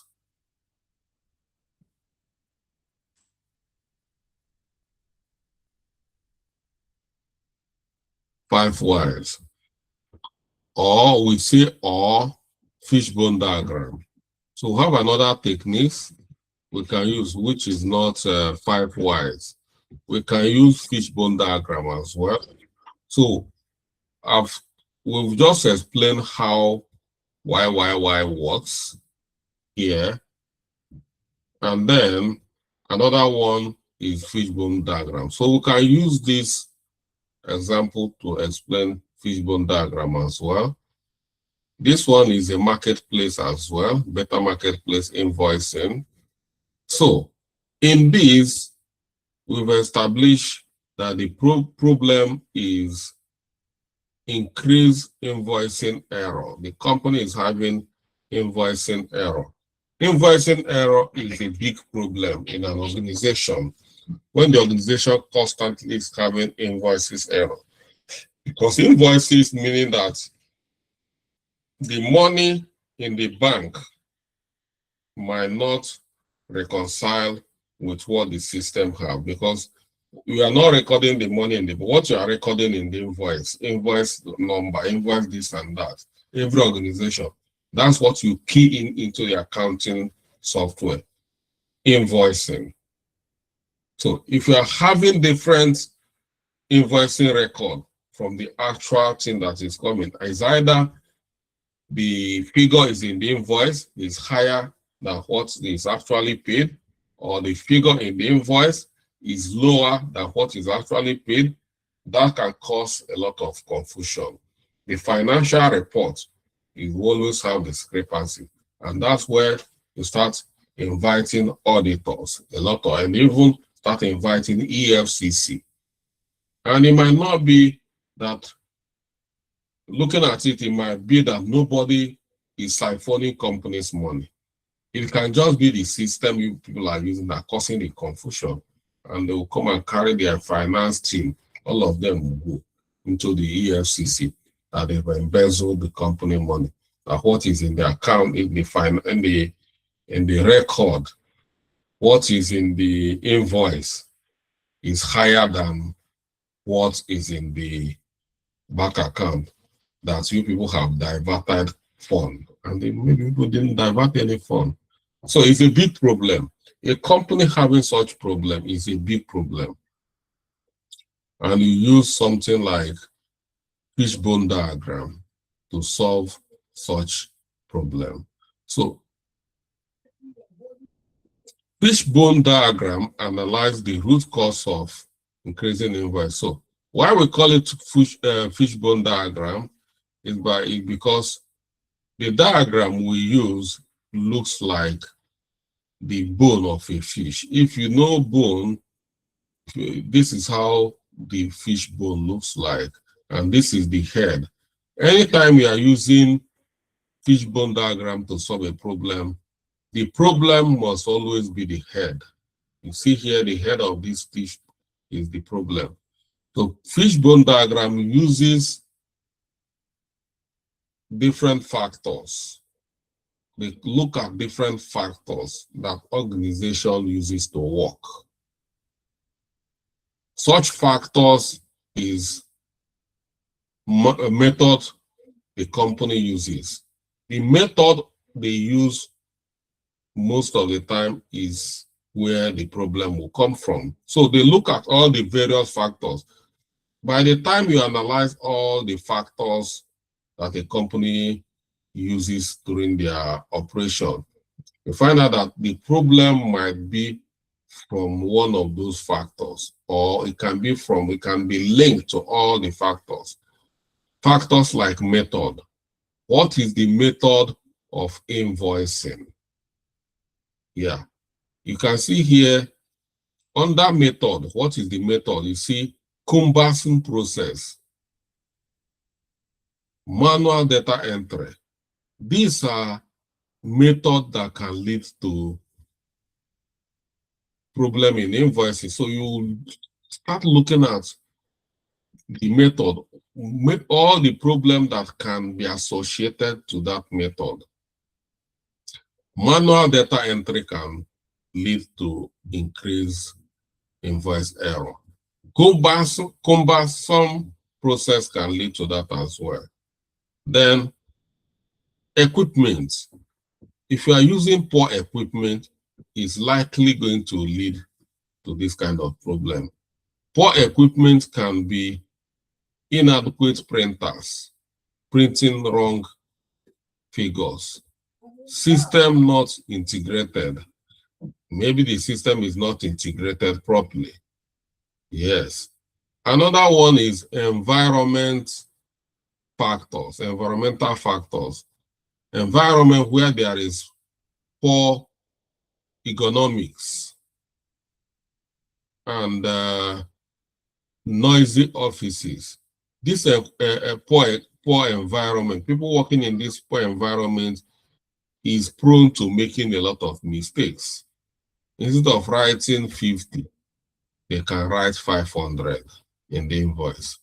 So these are environment. You see here, another one here is manpower. People working on this particular invoicing unit. You see, one of the things that can make them to start creating error invoices is low morale. When their morale is poor, maybe find out that the company has not paid their employees for 2 months. They are tired. They have problems. They can't pay their bills. Their mind is not at rest. They start making mistakes. Another one is increased workload. When one person is almost doing everything, you find out the person will be worn out and start making mistakes. Poor technical support. When there is no technical support, the laptop can break down and nobody is talking anything about it. The printer is not connected to the laptop. A lot of all these technique, they are not getting it. Another one is measure. They are poor measurement. You can find out that they are working there for 2 years. Nobody is even checking what they are doing. Poor audit system. Another one is material. the material they are using to do their work. You find out that they have poor paper quality. When they want to print invoices, because of the paper quality, you start seeing errors because of the paper quality. Another one is delayed paper supply. Maybe they are not. So these are a lot of things you need to consider if you want to use, you and your team want to use fishbone diagram. So it's not something you have to sit down and apply these techniques in any system. You must not copy it directly. Once you apply it, for instance, in a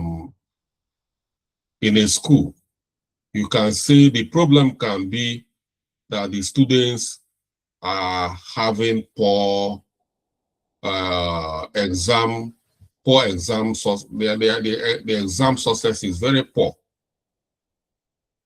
Yeah, it's a problem. You might want to apply fishbone diagram in that. Why the rate of the JAMB, if you are working in a JAMB now, they can tell you that the JAMB now for 3 years now, people have been not be doing well in JAMB. They can tell you, we want to understand the problem. You as a business analyst might decide to adopt fishbone diagram.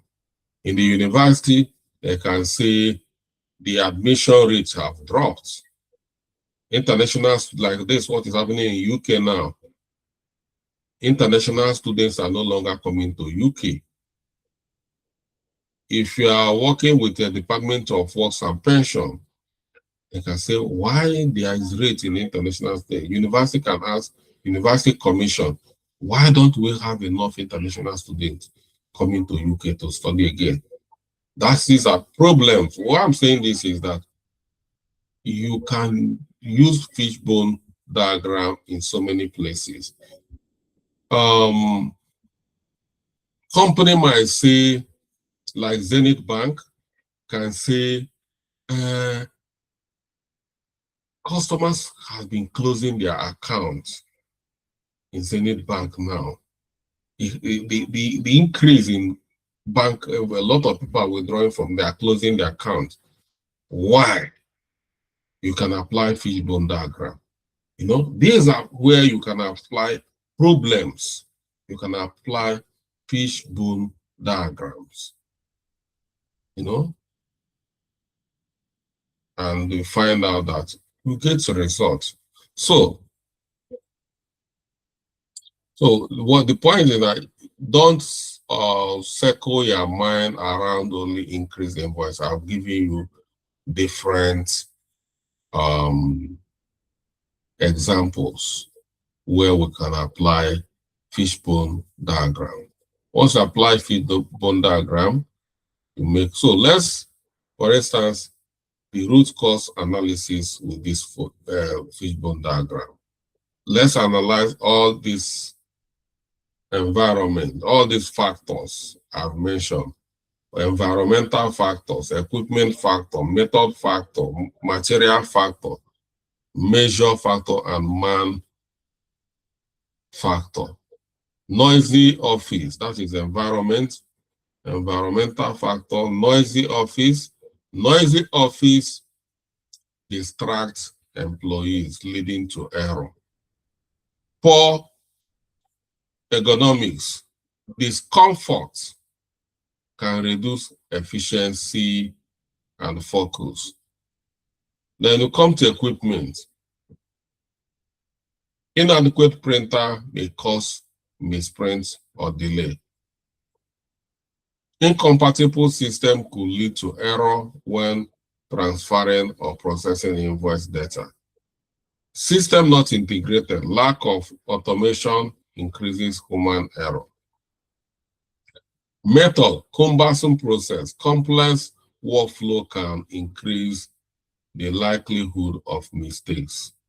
Manual data entry, prone to human error due to typo or mistakes. Material factor, under material factor, poor paper quality can affect the readability of invoices.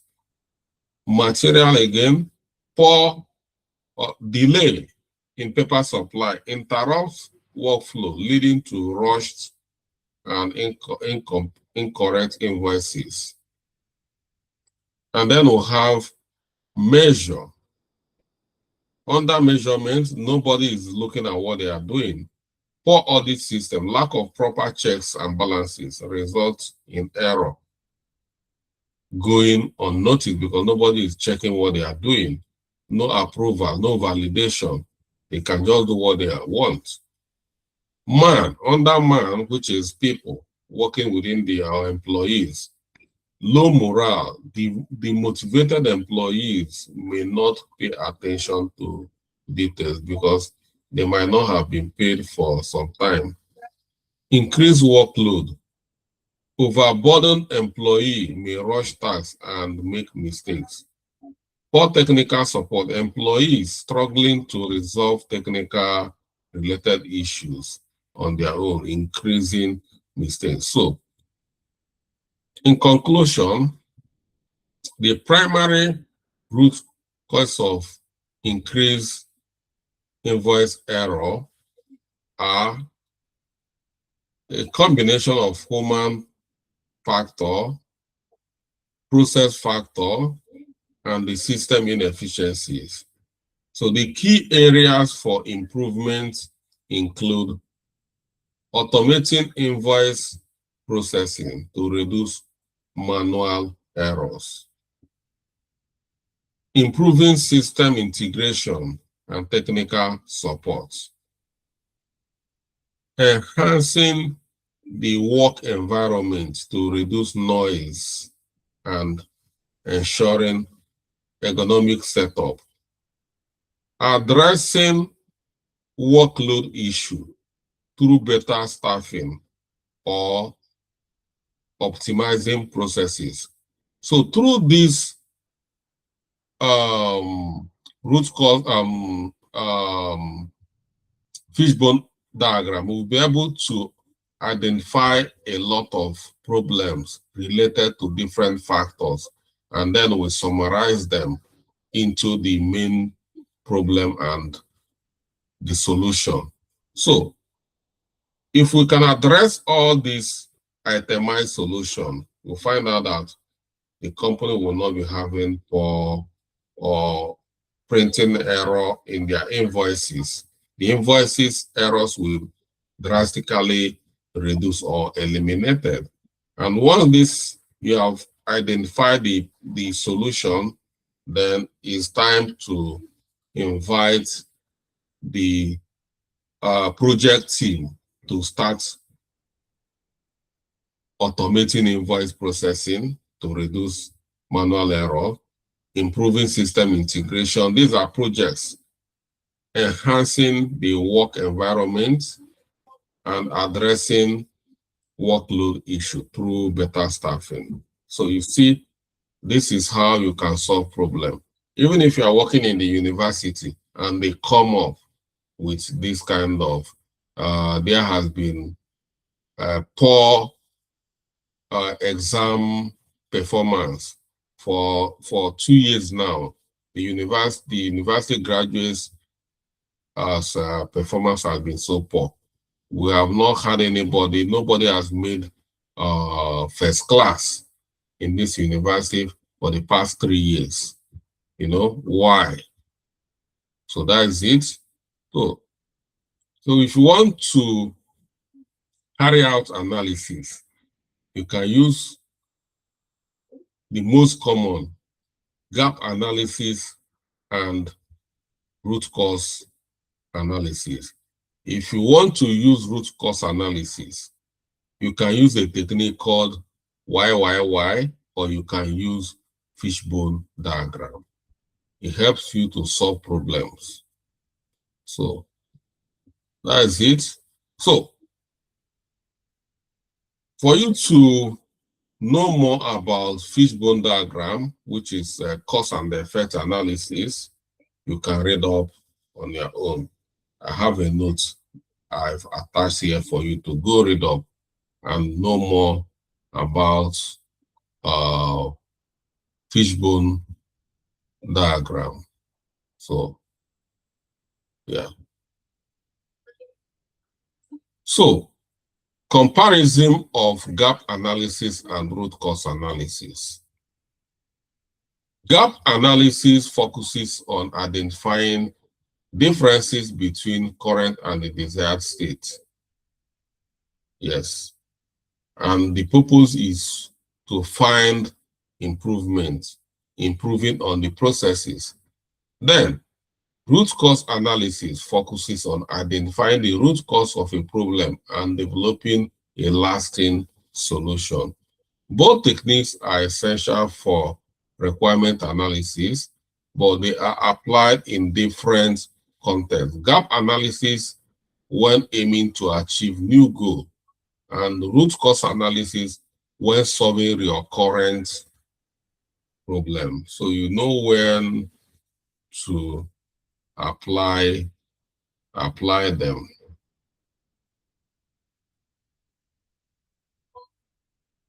And the root cause when trying to recurring issues. Students keep failing every year. For if you notice a pattern, people have been dropping out of school. People are no longer going to university. You find out that people, once they finish secondary school, they don't want to go to university. You see that youth going to university has dropped over the past 5 years. That is become reoccurring. You might want to apply root cause to find out why the youth don't want to go to university anymore. These are scenarios. You find out that young girls don't want to get married anymore. It's a problem. They don't want to get married. You want to find out why? Use root cause analysis. So these are the things we can use root cause analysis. There are high rates of divorce in marriage among the people within these 21st centuries. For 5 years or 10 years now, the rate of divorce has increased. People keep on divorcing. You might want to find out, use root cause analysis. These are recurring societal problems. So you can apply root cause analysis. It's not just within the organization. You can apply it any way you want to solve recurring problems, even in your family, anywhere you have kind of recurring issues, then you know where to apply it. So the practical application in progress. Gap analysis useful when planning a project development roadmap, such as expanding business operation, introducing new technologies, and launching new services. Root cause analysis ideal for troubleshooting ongoing issues within a project, such as inefficiencies in systems, recurring product defects, or customer service problem. Constant, yeah. So that is it. We've talked about why. You see it here again. I've put another why here. Problem and the whys here. If you come down here, you see I put in more 5 whys. So whichever one you want to use, root cause analysis, you have enough techniques to use root cause analysis, which is why, or fishbone diagram, or you can decide to use gap analysis. So you must understand to perform analysis after requirement gathering and documentation. So after then, that is when you can start thinking of solutions evaluation. which is a part of it, trying to get, now you understand the problem and that you're trying to build solution. That is what is going to introduce us to what is called solutions evaluation. Now you've find out the cause of the problem.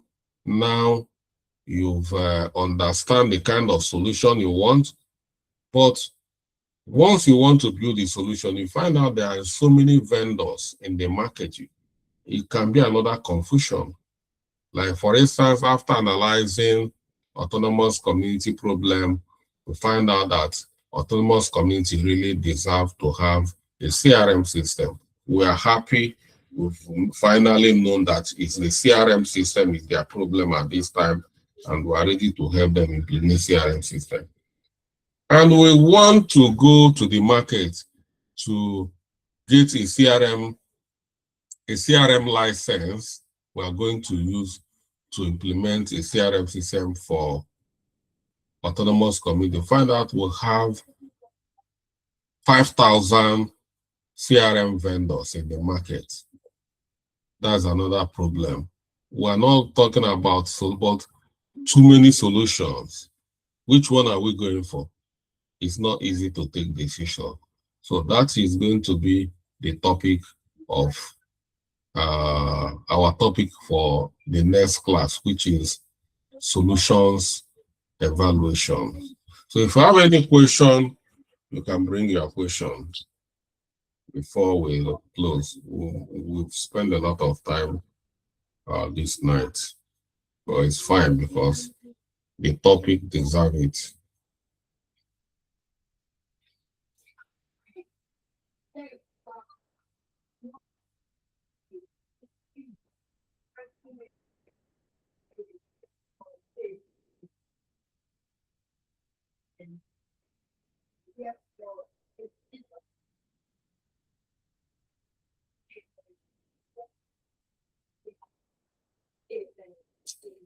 All right.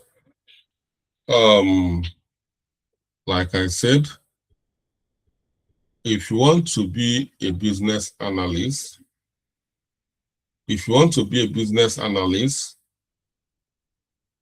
there is no room for laziness. You must learn how to explore, research. You are a researcher. That's what you do. Understand solutions, read about them, read about, different solutions. Like now, we've spoken about CRM system, we've spoken about ERP system. During those days, I've written these two topics, two keywords: CRM system, ERP system. I will ransack the whole web. I will read everything about CRM system, ERP system to understand. I don't wait for me to be taught about it. All I need is a lead that give me direction. And you go and read. So you have directions. If you are waiting to become a consultant in 4 months without reading, researching, waiting for me, it's not going to be possible. Because a consultant is equivalent to a PhD holder, if you don't know. So, yeah, because the kind of problem you are going to solve as a business analyst, PhD holders cannot solve it. I'm telling you,